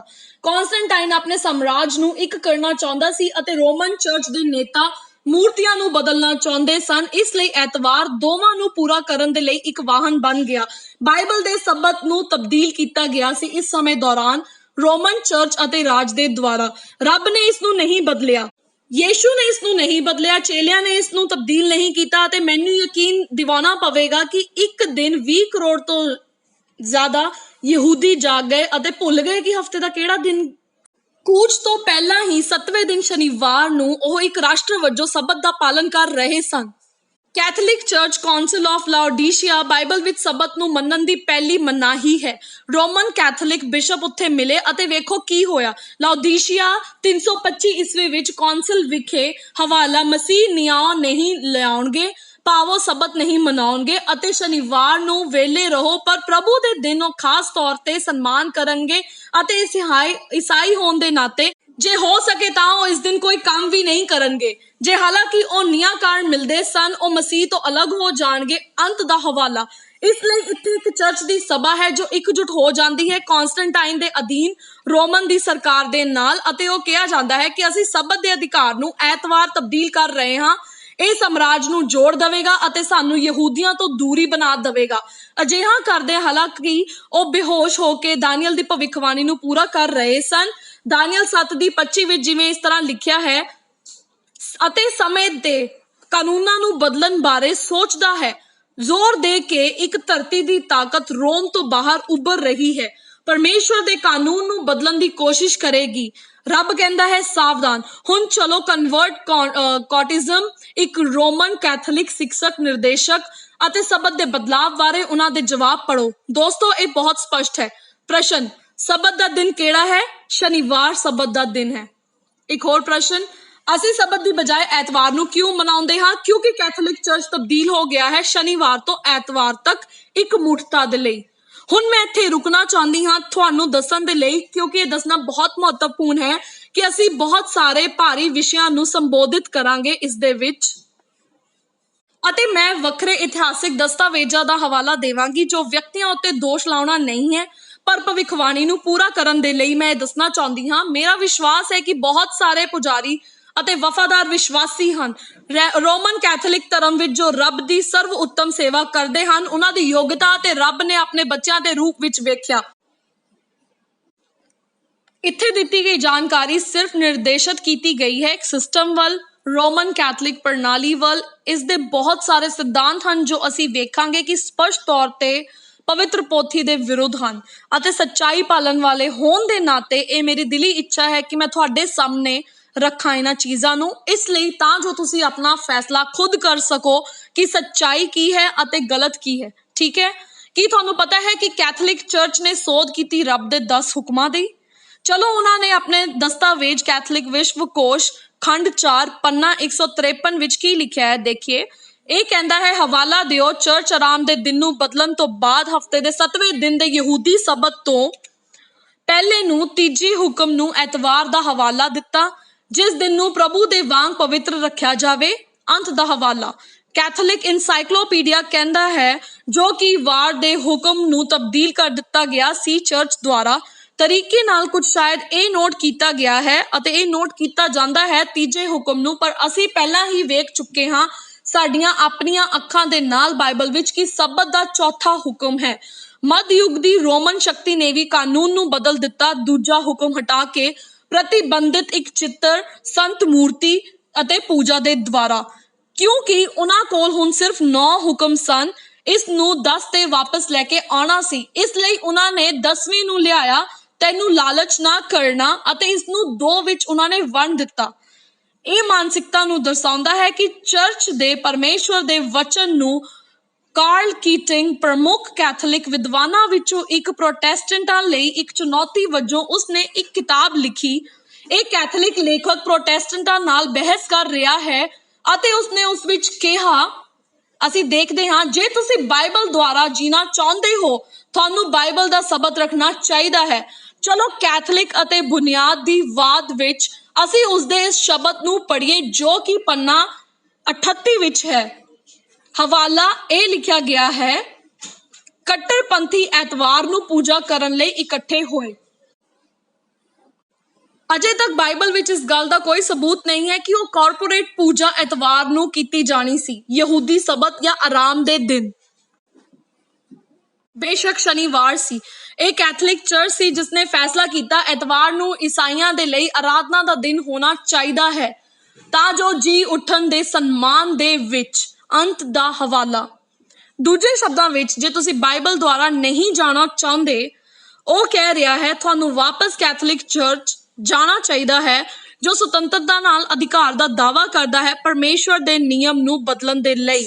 ਖੈਰ ਇੱਕ ਮਿੰਟ ਰੁਕੋ, ਰੱਬ ਸਪਸ਼ਟ ਚੇਤਾਵਨੀ ਦਿੰਦਾ ਹੋਇਆ ਕਹਿੰਦਾ ਹੈ ਉਸ ਨਾਲ ਜਾਂ ਉਸ ਦੇ ਵਚਨ ਨਾਲ ਗੜਬੜ ਬਾਰੇ।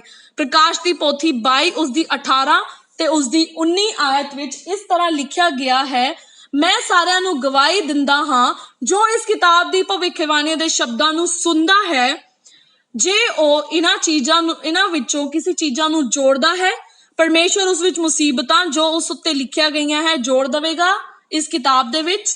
ਅਤੇ ਜੇ ਉਹ ਇਸ ਕਿਤਾਬ ਦੇ ਸ਼ਬਦਾਂ ਤੋਂ ਕੁਝ ਹਟਾ ਦਿੰਦਾ ਹੈ ਇਸ ਭਵਿੱਖਬਾਣੀ ਦੇ ਬਾਰੇ ਜੋ ਕਿ ਰੱਬ ਦਾ, ਉਹ ਆਪਣਾ ਹਿੱਸਾ ਲੈ ਲਵੇਗਾ ਜੀਵਨ ਦੀ ਕਿਤਾਬ ਪਵਿੱਤਰ ਸ਼ਾਸਤਰ ਤੋਂ। ਦੋਸਤੋ ਇਹ ਗੰਭੀਰ ਹੈ। ਫਿਰ ਮੱਤੀ 15 ਉਸ ਦੀ 3 ਤੋਂ 9 ਵਿੱਚ ਲਿਖਿਆ ਗਿਆ ਹੈ, ਜਿਸ ਵਿੱਚ ਯੀਸ਼ੂ ਨੇ ਜਵਾਬ ਦਿੱਤਾ ਅਤੇ ਉਹਨਾਂ ਨੂੰ ਕਿਹਾ, ਤੁਸੀਂ ਵੀ ਅਪਰਾਧ ਕਿਉਂ ਕਰਦੇ ਹੋ? ਤੁਹਾਡੀ ਰਵਾਇਤ ਕਰਕੇ ਰੱਬ ਦਾ ਹੁਕਮ, ਇਸ ਤਰ੍ਹਾਂ ਤੁਸੀਂ ਪਰਮਾਤਮਾ ਦਾ ਹੁਕਮ ਬਣਾਇਆ ਹੈ। ਤੁਹਾਡੀ ਪਰੰਪਰਾ ਦਾ ਕੋਈ ਅਸਰ ਨਹੀਂ ਹੋਏਗਾ ਪਖੰਡੀਓ।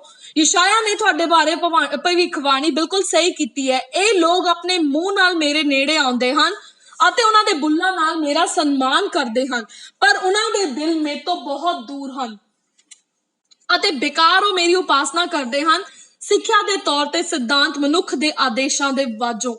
ਐਤਵਾਰ ਦੀ ਪਵਿੱਤਰਤਾ ਪਰੰਪਰਾ ਤੋਂ ਆਈ ਅਤੇ ਆਦਮੀ ਦੇ ਹੁਕਮ ਦੇ ਦੁਆਰਾ। ਰੱਬ ਜਾਂ ਆਦਮੀ, ਤੁਸੀਂ ਕਿਸ ਦੀ ਪੈਰਵੀ ਕਰੋਗੇ? ਮੁੱਦਾ ਇੱਕ ਮਾਮਲੇ ਨਾਲੋਂ ਬਹੁਤ ਜ਼ਿਆਦਾ ਹੈ। ਇੱਕ ਦਿਨ ਬਨਾਮ ਦੂਸਰੇ ਦਿਨ। ਮਸਲਾ ਇਹ ਹੈ ਕਿ ਤੁਹਾਡਾ ਗਾਈਡ ਕੌਣ ਹੈ? ਕੀ ਇਹ ਬਾਈਬਲ ਹੈ ਜਾਂ ਇੱਕ ਪਰੰਪਰਾ ਹੈ? ਮਸਲਾ ਇਹ ਹੈ ਕਿ ਕੋਈ ਮਨੁੱਖੀ ਚਰਚ ਹੈ ਜਾਂ ਮਨੁੱਖੀ ਧਾਰਮਿਕ ਆਗੂ। ਜੋ ਵੀ ਕਾਰਨ ਜਾਂ ਮਨੋਰਥ ਹੋਵੇ, ਪਰਮੇਸ਼ਵਰ ਦੇ ਕਾਨੂੰਨ ਨੂੰ ਬਦਲਣ ਦਾ ਅਧਿਕਾਰ ਕਿਸੇ ਕੋਲ ਨਹੀਂ ਹੈ। ਕਿ ਉਹ ਪੱਥਰ ਦੀਆਂ ਮੇਜ਼ਾਂ ਅਤੇ ਆਪਣੀ ਉਂਗਲ ਨਾਲ ਲਿਖਿਆ ਹੋਇਆ ਜੋ ਅਧਿਕਾਰ ਉਸਦੀ ਹੈ ਉਸਨੂੰ ਅਸੀਂ ਬਦਲ ਸਕੀਏ। ਇਹ ਸਭ ਕੁਝ ਇਸ ਬਾਰੇ ਹੈ ਕਿ ਕਿਸ ਕੋਲ ਅਧਿਕਾਰ ਹੈ। ਅਸੀਂ ਕਿਸ ਨੂੰ ਪ੍ਰਦਰਸ਼ਿਤ ਕਰਦੇ ਹਾਂ ਕਿ ਅਸੀਂ ਕਿਸ ਦੀ ਆਰਾਧਨਾ ਕਰਦੇ ਹਾਂ। ਸ਼ੈਤਾਨ ਦੀ ਬਗਾਵਤ ਪੂਜਾ ਦੇ ਦੁਆਲੇ ਘੁੰਮਦੀ ਹੈ। ਇਹ ਸਹੀ ਹੈ ਜਾਂ ਗਲਤ ਦਾ ਵਿਸ਼ਾ ਹੈ ਅਤੇ ਇਸ ਦੀ ਸ਼ੁਰੂਆਤ ਉਤਪਤ ਤੋਂ ਹੀ ਹੋਈ ਹੈ। ਕੈਨ ਅਤੇ ਹਾਬਲ ਦੀ ਕਹਾਣੀ ਦੋ ਕਿਸਮਾਂ ਦੇ ਲੋਕਾਂ ਨੂੰ ਦਰਸਾਉਂਦੀ ਹੈ ਜੋ ਜ਼ਿੰਦਗੀ ਵਿੱਚ ਦੋ ਵੱਖਰੇ ਮਾਰਗਾਂ ਦੀ ਯਾਤਰਾ ਕਰ ਰਹੇ ਸਨ। ਇੱਕ ਨੇ ਉਸ ਤਰੀਕੇ ਦੇ ਨਾਲ ਪਰਮੇਸ਼ਵਰ ਦੀ ਆਰਾਧਨਾ ਕੀਤੀ ਜੋ ਕਿ ਨਿਸ਼ਚਿਤ ਨਹੀਂ ਸੀ ਅਤੇ ਇੱਕ ਨੇ ਨਿਸ਼ਚਿਤ ਰੂਪ ਦੇ ਵਿੱਚ ਕੀਤੀ। ਰੱਬ ਨੇ ਕਿਸ ਨੂੰ ਆਸੀਸ ਦਿੱਤੀ ਤੇ ਕੀ ਪ੍ਰਵਾਨ ਕੀਤਾ ਗਿਆ ਇਸ ਦੇ ਦੁਆਰਾ? ਕਿਸ ਦੇ ਹੰਕਾਰ ਦੇ ਨਾਲ ਕਤਲ ਹੋਇਆ ਅਤੇ ਰੱਬ ਦੁਆਰਾ ਉਹ ਸਰਾਪਿਆ ਗਿਆ? ਜਦੋਂ ਕਿ ਕੈਨ ਤੇ ਹਾਬਿਲ ਨੂੰ ਉਹੀ ਮਾਪਿਆਂ ਦੁਆਰਾ ਪਾਲਿਆ ਗਿਆ ਸੀ, ਉਹਨਾਂ ਨੇ ਰੱਬ ਬਾਰੇ ਵੱਖਰੇ ਰਵੱਈਏ ਰੱਖੇ ਸਨ ਅਤੇ ਉਸਦੇ ਅਧਿਕਾਰ ਬਾਰੇ ਵੀ। ਇਹ ਉਹ ਥਾਂ ਹੈ ਜਿੱਥੇ ਉਹਨਾਂ ਦੇ ਰਸਤੇ ਮੋੜ ਦਿੱਤੇ ਗਏ ਸਨ। ਹਾਬਲ ਨੇ ਰੱਬ ਦੀ ਦਇਆ ਨੂੰ ਉਸਦੇ ਤਰੀਕੇ ਨਾਲ ਵੇਖਿਆ ਜਿਸ ਤਰ੍ਹਾਂ ਸਿਰਜਣਹਾਰ ਨੇ ਦਿੱਤਾ ਸੀ ਮਨੁੱਖ ਜਾਤੀ ਦੇ ਛੁਟਕਾਰੇ ਦੇ ਲਈ, ਪਰ ਕੈਨ ਨੇ ਉਸਦੇ ਦਿਲ ਵਿੱਚ ਰੱਬ ਦੇ ਵਿਰੁੱਧ ਬਗਾਵਤ ਕੀਤੀ। ਅੰਤਰ ਸਪਸ਼ਟ ਹੋ ਸਕਦਾ ਹੈ ਕਿ ਜਦ ਤੱਕ ਕਿ ਇਹ ਪਰਮੇਸ਼ਵਰ ਦੇ ਅੱਗੇ ਉਹਨਾਂ ਦੀ ਕੁਰਬਾਨੀ ਲਿਆਉਣ ਦਾ ਸਮਾਂ ਨਹੀਂ ਸੀ, ਅਸੀਂ ਅੰਤਰ ਸਪਸ਼ਟ ਨਹੀਂ ਕਰ ਸਕਦੇ। ਕੈਨ ਤੇ ਹਾਬਲ ਵਿਚਾਲੇ ਜੋ ਹੋਇਆ ਉਹ ਸੱਚਮੁੱਚ ਸੀ ਕਿ ਕੈਨ ਅਤੇ ਆਪਣੇ ਵਿਚਾਲੇ ਸੰਘਰਸ਼ ਬਾਰੇ ਹਾਲਾਂਕਿ ਕੈਨ ਨੂੰ ਮੁੜਨ ਦਾ ਮੌਕਾ ਦਿੱਤਾ ਗਿਆ ਸੀ, ਉਸਨੇ ਆਪਣੇ ਜ਼ਿੱਦੀ ਤੇ ਹੰਕਾਰੀ ਹੋਣ ਦੇ ਨਾਲ ਹੋਰ ਵੀ ਉਸਦੇ ਵਿੱਚ ਪੱਕੀ ਮਜ਼ਬੂਤ ਬਣਾਈ ਅਤੇ ਰੱਬ ਤੋਂ ਦੂਰ ਹੋ ਕੇ ਉਸਨੇ ਬਹੁਤ ਵੱਡੀ ਠੋਕਰ ਖਾਈ। ਮੁਕਤੀ ਲਈ ਪਰਮੇਸ਼ਵਰ ਦੀ ਯੋਜਨਾ ਗੱਲਬਾਤ ਯੋਗ ਨਹੀਂ ਹੈ, ਇਹ ਇੱਕ ਤੋਹਫਾ ਹੈ। ਮਨੁੱਖੀ ਦਿਲ ਜਦੋਂ ਇਹ ਹੰਕਾਰ ਨਾਲ ਚਿਪਕ ਜਾਂਦਾ ਹੈ ਆਪਣੇ ਆਪ ਨੂੰ ਅਤੇ ਪਰੰਪਰਾ ਦੇ ਕਾਰਨ ਉਹ ਠੋਕਰ ਅਤੇ ਤਬਾਹੀ ਦੇ ਵਿੱਚ ਉਹ ਤਿਲਕਦਾ ਜਾਂਦਾ ਹੈ। ਰੱਬ ਨਿਰੰਤਰ ਉਹਨਾਂ ਤੱਕ ਪਹੁੰਚਦਾ ਹੈ ਜਿਹੜੇ ਬਗਾਵਤ ਕਰਦੇ ਹਨ ਤਾਂ ਜੋ ਉਹਨਾਂ ਨੂੰ ਇੱਕ ਮੌਕਾ ਦੇ ਦੇਵੇ। ਇੱਕ ਵਾਰੀ ਬਾਰ-ਬਾਰ ਉਹ ਇੱਕ ਵਾਰ ਤੌਬਾ ਕਰ ਲੈਣ। ਤੁਸੀਂ ਇੱਕ ਜੇਤੂ ਪੈਦਾ ਨਹੀਂ ਹੁੰਦੇ ਅਤੇ ਤੁਸੀਂ ਇੱਕ ਹਾਰਨ ਵਾਲੇ ਵੀ ਪੈਦਾ ਨਹੀਂ ਹੁੰਦੇ। ਤੁਸੀਂ ਜਦੋਂ ਪੈਦਾ ਹੁੰਦੇ ਹੋ ਤਾਂ ਇੱਕ ਚੋਣਕਾਰ ਪੈਦਾ ਹੁੰਦੇ ਹੋ। ਤੁਹਾਨੂੰ ਇਸ ਦਿਨ ਦੀ ਚੋਣ ਕਰਨੀ ਚਾਹੀਦੀ ਹੈ ਜਿਸ ਵਿੱਚ ਤੁਸੀਂ ਇਹ ਕਰੋਗੇ ਕਿ ਤੁਸੀਂ ਕਿਸ ਦੀ ਸੇਵਾ ਕਰੋਗੇ। ਅਕਸਰ ਸ਼ੈਤਾਨ ਦੀ ਰਾਜਨੀਤੀ ਮੈਨੂੰ ਨਜ਼ਰ ਅੰਦਾਜ਼ ਕਰਨ ਦੇ ਕਾਰਨ ਬਣਾਉਂਦੀ ਹੈ ਤਾਂ ਜੋ ਅਸੀਂ ਰੱਬ ਦੇ ਹੁਕਮ ਨੂੰ ਤੋੜੀਏ। ਯਾਕੂਬ 2 ਦੀ 10 ਤੋਂ 12 ਵਿੱਚ ਸਾਨੂੰ ਦੱਸਿਆ ਗਿਆ ਹੈ, ਜੋ ਕੋਈ ਵੀ ਸਾਰੀ ਵਿਵਸਥਾ ਦੀ ਪਾਲਣਾ ਕਰੇਗਾ ਅਤੇ ਹਾਲੇ ਵਿੱਚ ਇੱਕ ਬਿੰਦੂ ਵਿੱਚ ਵੀ ਠੋਕਰ ਖਾਵੇਗਾ ਤਾਂ ਉਹ ਸਾਰਿਆਂ ਦਾ ਦੋਸ਼ੀ ਹੈ। ਪਰਮਾਤਮਾ ਦੇ ਨਿਯਮ 10 ਹਨ ਜਿਸ ਵੇਲੇ ਉਹ ਕਿ ਸਿਰਫ ਇੱਕ ਪਾਸਾ ਤੋੜਨਾ ਹੈ। ਦੁਸ਼ਮਣ ਨੂੰ ਦਾਖਲ ਹੋਣ ਦੇ ਲਈ ਇਹ ਆਗਿਆ ਦੇਣ ਦੇ ਲਈ ਭਾਵੇਂ ਅਸੀਂ ਇੱਕ ਨਿਯਮ ਵੀ ਤੋੜੀਏ। ਸ਼ੈਤਾਨ ਨੂੰ 1 ਇੰਚ ਦਿਓ ਅਤੇ ਉਹ ਤੁਹਾਡਾ ਸ਼ਾਸਕ ਬਣ ਜਾਵੇਗਾ। ਨਿਸ਼ਾਨ ਵਜੋਂ ਰੱਬ ਦੁਆਰਾ ਦਿੱਤਾ ਗਿਆ ਸਬਤ ਦਾ ਦਿਨ ਛੱਡਣਾ ਉਸਦੀ ਰਚਨਾਤਮਕ ਅਧਿਕਾਰ ਮਾਇਨੇ ਰੱਖਦੇ ਹਨ। ਦੋਸਤੋ, ਮੈਂ ਉਸਦੀ ਪਾਲਣਾ ਕਰਨੀ ਚਾਹੁੰਦੀ ਹਾਂ ਜੋ ਰੱਬ ਦੇ ਆਦਮ ਨੂੰ ਦਿੱਤੀ ਸੀ ਅਦਨ ਦੇ ਬਾਗ ਦੇ ਵਿੱਚ। ਮੈਂ ਖੁਦ ਮਸੀਹ ਦੀਆਂ ਉਦਾਹਰਨਾਂ ਦੀ ਪਾਲਣਾ ਕਰਨਾ ਚਾਹੁੰਦੀ ਹਾਂ। ਤੁਸੀਂ ਆਪਣੇ ਬਾਰੇ ਸੋਚੋ। ਰੱਬ ਕਹਿੰਦਾ ਹੈ ਕਿ ਸਬਤ ਇੱਕ ਮਹਾਨ ਨਿਸ਼ਾਨੀ ਹੈ। ਇਹ ਮਸੀਹ ਪ੍ਰਤੀ ਸਾਡੀ ਵਫਾਦਾਰੀ ਦੀ ਨਿਸ਼ਾਨੀ ਹੈ। एक संकेत है जिसका सानू विश्वास है कि उसने साडे लई दुनिया बनाई है। अदन दे बाग विच शैतान ते हवा नू किहा, एक रुख नाल की फर्क पैंदा है, सारे रुख इक्को ਜਿਹੇ ਹਨ ਅਤੇ ਹਵਾ ਨੇ ਆਦਮ ਨੂੰ ਵੀ ਗਵਾ ਦਿੱਤਾ ਅਤੇ ਉਸਨੇ ਇੱਕ ਝੂਠ ਖਰੀਦਿਆ ਸੀ ਅਤੇ ਅੱਜ ਅਸੀਂ ਬਹੁਤ ਸਾਰੇ ਮਸੀਹ ਇੱਕ ਧੋਖੇ ਵਿੱਚ ਹੀ ਹਨ ਤੇ ਉਸ ਨੂੰ ਅਸੀਂ ਖਰੀਦਦੇ ਹਾਂ। ਲੋਕ ਕਹਿੰਦੇ ਹਨ ਇੱਕ ਦਿਨ ਨਾਲ ਕੀ ਫਰਕ ਪੈਂਦਾ ਹੈ, ਸਾਰੇ ਦਿਨ ਇੱਕੋ ਜਿਹੇ ਹੁੰਦੇ ਹਨ। ਸਾਰੇ ਦਿਨ ਰੱਬ ਨੇ ਇੱਕੋ ਜਿਹੇ ਨਹੀਂ ਬਣਾਏ। ਇੱਕ ਦਿਨ 7ਵੇਂ ਦਿਨ ਪਰਮੇਸ਼ਵਰ ਨੂੰ ਬਖਸ਼ਿਆ ਗਿਆ ਹੈ। ਇੱਕ ਦਿਨ ਰੱਬ ਨੇ ਪਵਿੱਤਰ ਕਰਕੇ ਇੱਕ ਪਾਸੇ ਰੱਖ ਦਿੱਤਾ ਅਤੇ ਰੱਬ ਨੇ ਸਿਰਫ ਇੱਕ ਦਿਨ ਆਰਾਮ ਕੀਤਾ। ਸਬਤ ਜਿਨ੍ਹਾਂ ਮੁੱਦਿਆਂ ਨਾਲ ਅਸੀਂ ਨਜਿੱਠ ਰਹੇ ਹਾਂ ਉਹ ਅਧਿਕਾਰ ਦੇ ਮੁੱਦੇ ਹਨ। ਸਾਡੀ ਚੋਣ ਹੈ ਬਾਈਬਲ ਜਾਂ ਪਰੰਪਰਾ, ਯੀਸ਼ੂ ਜਾਂ ਧਾਰਮਿਕ ਆਗੂ, ਰੱਬ ਦਾ ਕਾਨੂੰਨ ਜਾਂ ਆਦਮੀ ਦਾ ਕਾਨੂੰਨ, ਰੱਬ ਦੀ ਹਦਾਇਤ ਜਾਂ ਮਨੁੱਖੀ ਹਦਾਇਤ, ਰੱਬ ਦਾ ਰਾਹ ਜਾਂ ਮਨੁੱਖ ਦਾ ਰਾਹ। ਇਸਦਾ ਕੀ ਅਰਥ ਹੈ ਕਿ ਹਰ ਕੋਈ ਜੋ ਐਤਵਾਰ ਨੂੰ ਰੱਖਦਾ ਉਹ ਗਵਾਚ ਗਿਆ ਹੈ? ਨਹੀਂ, ਇੱਥੇ ਬਹੁਤ ਸਾਰੇ ਐਤਵਾਰ ਰੱਖਣ ਵਾਲੇ ਈਸਾਈ ਹਨ ਜੋ ਯੀਸ਼ੂ ਨੂੰ ਪਿਆਰ ਕਰਦੇ ਹਨ। ਹਰ ਕੋਈ ਜਿਹੜਾ ਐਤਵਾਰ ਰੱਖਦਾ ਹੈ ਉਹ ਗਵਾਚਿਆ ਨਹੀਂ ਹੈ। ਹੋ ਸਕਦਾ ਹੈ ਕਿ ਉਹ ਸਾਰੇ ਚਾਨਣ ਦੇ ਅਨੁਸਾਰ ਹੀ ਜੀ ਰਹੇ ਹੋਣ ਅਤੇ ਉਹ ਜੋ ਜਾਣਦੇ ਹਨ। ਫਰਕ ਇਹ ਹੈ ਕਿ ਜਦੋਂ ਉਹ ਵਧੇਰੇ ਸਿੱਖਦੇ ਹਨ ਅਤੇ ਉਸ ਦੀ ਪਾਲਣਾ ਕਰਨ ਲਈ ਤਿਆਰ ਹਨ। ਮੈਂ ਇੱਕ ਪਰਫੈਕਟੋ ਬਾਰੇ ਸੋਚਣ ਲਈ ਮਜਬੂਰ ਕਰਦੀ ਹਾਂ। ਪਹਾੜਾਂ ਦੇ ਉੱਚੇ ਦੂਰ ਇੱਕ ਪਿੰਡ ਦੇ ਵਿੱਚ ਮਾਈਡਰੋ ਫਿਲੀਪੀਨਜ਼ ਵਿੱਚੋਂ ਇੱਕ ਰਹਿੰਦਾ ਸੀ। ਇਹ ਇੱਕ ਪ੍ਰਭਾਵਸ਼ਾਲੀ ਝੂਠੇ ਮੁਖੀ ਤੌਰ ਤੇ ਤੁਸੀਂ ਦੇਖੋਗੇ ਕਿ ਅਧਿਆਤਮਵਾਦ ਅਤੇ ਸਥਾਨਕ ਪ੍ਰੇਮ ਨੇ ਉਸਦਾ ਜੀਵਨ, ਉਸਦਾ ਢੰਗ ਸੀ। ਕਈ ਵਾਰ ਲੋਕ ਪਿੰਡ ਜਾਂਦੇ ਅਤੇ ਉਸਨੂੰ ਈਸਾਈ ਧਰਮ ਵਿੱਚ ਬਦਲਣ ਦੀ ਕੋਸ਼ਿਸ਼ ਕਰਦੇ, ਪਰ ਜੋ ਉਹਨਾਂ ਨੇ ਉਸਨੂੰ ਕਿਹਾ ਉਹਨਾਂ ਨਾਲ ਅਭਿਆਸ ਨਾਲੋਂ ਵੱਖਰਾ ਸੀ ਅਤੇ ਉਹ ਉਲਝਣ ਨੂੰ ਉਸਨੇ ਨਾਰਾਜ਼ ਕਰ ਦਿੱਤਾ। ਨਾਰਾਜ਼ ਹੋ ਕੇ ਉਸਨੇ ਕਿਹਾ ਕਿ ਇੱਥੋਂ ਚਲੇ ਜਾਓ, ਫਿਰ ਉਸਨੂੰ ਦਿਲਾਸਾ ਮਿਲੇਗਾ। ਉਸਨੇ ਇੱਕ ਕੀਮਤੀ ਕਬਜ਼ੇ ਵਿੱਚੋਂ ਇੱਕ ਰੇਡੀਓ ਦੇ ਦੁਆਰਾ ਉਸਨੇ ਸੁਣਿਆ, ਇੱਕ ਸਟੇਸ਼ਨ ਤੇ ਉਸ ਵਿੱਚ ਇੱਕ ਸੰਗੀਤ ਵਜਾਇਆ ਗਿਆ ਜੋ ਉਸਨੂੰ ਬਹੁਤ ਪਸੰਦ ਸੀ। ਇੱਕ ਦਿਨ ਬਾਅਦ ਵਿੱਚ ਉਸਨੂੰ ਇੱਕ ਮਨਪਸੰਦ ਗਾਣਾ ਜਦੋਂ ਖਤਮ ਹੋਇਆ ਤਾਂ ਇੱਕ ਨਵਾਂ ਪ੍ਰੋਗਰਾਮ ਆਇਆ ਜਿਸ ਦਾ ਉਸਦਾ ਧਿਆਨ ਖਿੱਚਿਆ। ਪ੍ਰਸਾਰਕ ਨੇ 7ਵੇਂ ਦਿਨ ਸਬਤ ਦੇ ਬਾਰੇ ਗੱਲ ਕੀਤੀ, ਆਰਾਮ ਦੇ ਸੱਚੇ ਦਿਨ ਵਜੋਂ। ਇਸ ਲਈ ਉਹ ਇੱਕ ਨਵਾਂ ਸੀ ਤੇ ਇੱਕ ਵੱਖਰਾ ਦਿਨ ਸੀ। ਦੂਸਰੇ ਮਸੀਹਾਂ ਨੇ ਜੋ ਦਾਅਵਾ ਕੀਤਾ ਸੀ ਉਸ ਤੋਂ ਖੁਸ਼ੀ ਦੀ ਗੱਲ ਇਹ ਹੈ ਕਿ ਉਹ ਆਪਣੇ ਪਿੰਡ ਵਿੱਚ ਐਤਵਾਰ ਵਾਲੇ ਦਿਨ ਗਿਆ ਅਤੇ ਉਸਨੇ ਉਹਨਾਂ ਨੂੰ ਦੱਸਿਆ ਕਿ ਉਹ ਗਲਤ ਦਿਨ ਆਰਾਧਨਾ ਕਰ ਰਹੇ ਹਨ। ਜੋ ਉਸਨੇ ਰੇਡੀਓ ਤੇ ਸੁਣਿਆ ਸੀ ਉਸਦੇ ਕਾਰਨ ਉਹ ਹੈਰਾਨ ਹੋਇਆ ਜਦੋਂ ਇਹਨਾਂ ਲੋਕਾਂ ਨੇ ਅਸਲ ਦਿਲਚਸਪੀ ਦਿਖਾਈ ਜੋ ਉਸਨੇ ਸਾਂਝਾ ਕੀਤਾ। ਉਸ ਤੋਂ ਬਾਅਦ ਉਸਨੇ ਸਾਰੇ ਪਿੰਡ ਨੂੰ ਇਕੱਠਾ ਬੁਲਾਇਆ ਤੇ ਤਾਂ ਜੋ ਉਹਨਾਂ ਨੂੰ ਰੇਡੀਓ ਦਾ ਸਟੇਸ਼ਨ ਸੁਣਾ ਸਕੇ। ਹਰ ਕੋਈ ਪ੍ਰੋਗਰਾਮ ਨੂੰ ਪਿਆਰ ਕਰਦਾ ਸੀ। ਅਗਲੇ ਦਿਨ ਉਹ ਬਹੁਤ ਸਾਰੇ ਹੋਰ ਸੁਣਨ ਦੀ ਆਸ ਦੇ ਵਿੱਚ ਇਕੱਠੇ ਹੋਏ। ਪ੍ਰੋਗਰਾਮ ਸ਼ੁਰੂ ਹੋਣ ਤੇ ਉਹ ਬਹੁਤ ਖੁਸ਼ ਹੋਏ। ਪਰਫੈਕਟੋ ਨੂੰ ਯਕੀਨ ਹੋ ਗਿਆ ਕਿ ਉਹ ਜੋ ਸੁਣ ਰਹੇ ਸਨ ਉਹ ਸੱਚ ਸਨ। ਉਸਨੇ ਰੇਡੀਓ ਪ੍ਰਸਾਰਕ ਦੀ ਮੰਗ ਕੀਤੀ ਅਤੇ ਉਸਨੂੰ ਦੱਸਿਆ ਗਿਆ ਕਿ ਉਸਦਾ ਸਾਰਾ ਪਿੰਡ ਬਪਤਿਸਮਾ ਲੈਣਾ ਚਾਹੁੰਦਾ ਹੈ। ਸਾਰੇ 77 ਦੇ 77 ਲੋਕ। ਬਾਈਬਲ ਵਿੱਚ ਸੱਚਾਈ ਦੇ ਕਾਰਨ ਉਸਦੀ ਜ਼ਿੰਦਗੀ ਬਦਲ ਗਈ। ਨਾ ਸਿਰਫ ਉਸਦੀ ਜ਼ਿੰਦਗੀ ਪਰ ਉਸਦੇ ਨਾਲ ਸਾਰੇ ਪਿੰਡ ਦੀ ਵੀ। ਮੈਂ ਪਰਫੈਕਟੋ ਨੂੰ ਬਾਹਰ ਆਉਂਦੇ ਵੇਖਣਾ ਕਦੇ ਨਹੀਂ ਭੁੱਲਾਂਗੀ। ਪਾਣੀ ਦੇ ਅਤੇ ਉਸਨੇ ਜਦੋਂ ਬਪਤਿਸਮਾ ਲਿਆ ਯੀਸ਼ੂ ਦੇ ਨਾਂ ਦੇ ਵਿੱਚ, ਜਿੱਥੇ 1400 ਹੋਰ ਰੂਹਾਂ ਉਸਦੇ ਨਾਲ ਸ਼ਾਮਿਲ ਹੋ ਗਈਆਂ ਮਸੀਹ ਨੂੰ ਆਪਣਾ ਜੀਵਨ ਦੇਣ ਦੇ ਲਈ। ਪ੍ਰਕਾਸ਼ ਦੀ ਪੋਥੀ 14:12 ਵਿੱਚ ਪਰਮੇਸ਼ਵਰ ਦਾ ਵਚਨ ਕਹਿੰਦਾ ਹੈ, ਸੰਤਾਂ ਦਾ ਸਬਰ ਇਹ ਹੈ, ਇਹ ਉਹ ਲੋਕ ਹਨ ਜਿਹੜੇ ਪਰਮੇਸ਼ਵਰ ਦੇ ਹੁਕਮ ਮੰਨਦੇ ਹਨ ਅਤੇ ਯੀਸ਼ੂ ਵਿੱਚ ਵਿਸ਼ਵਾਸ ਰੱਖਦੇ ਹਨ।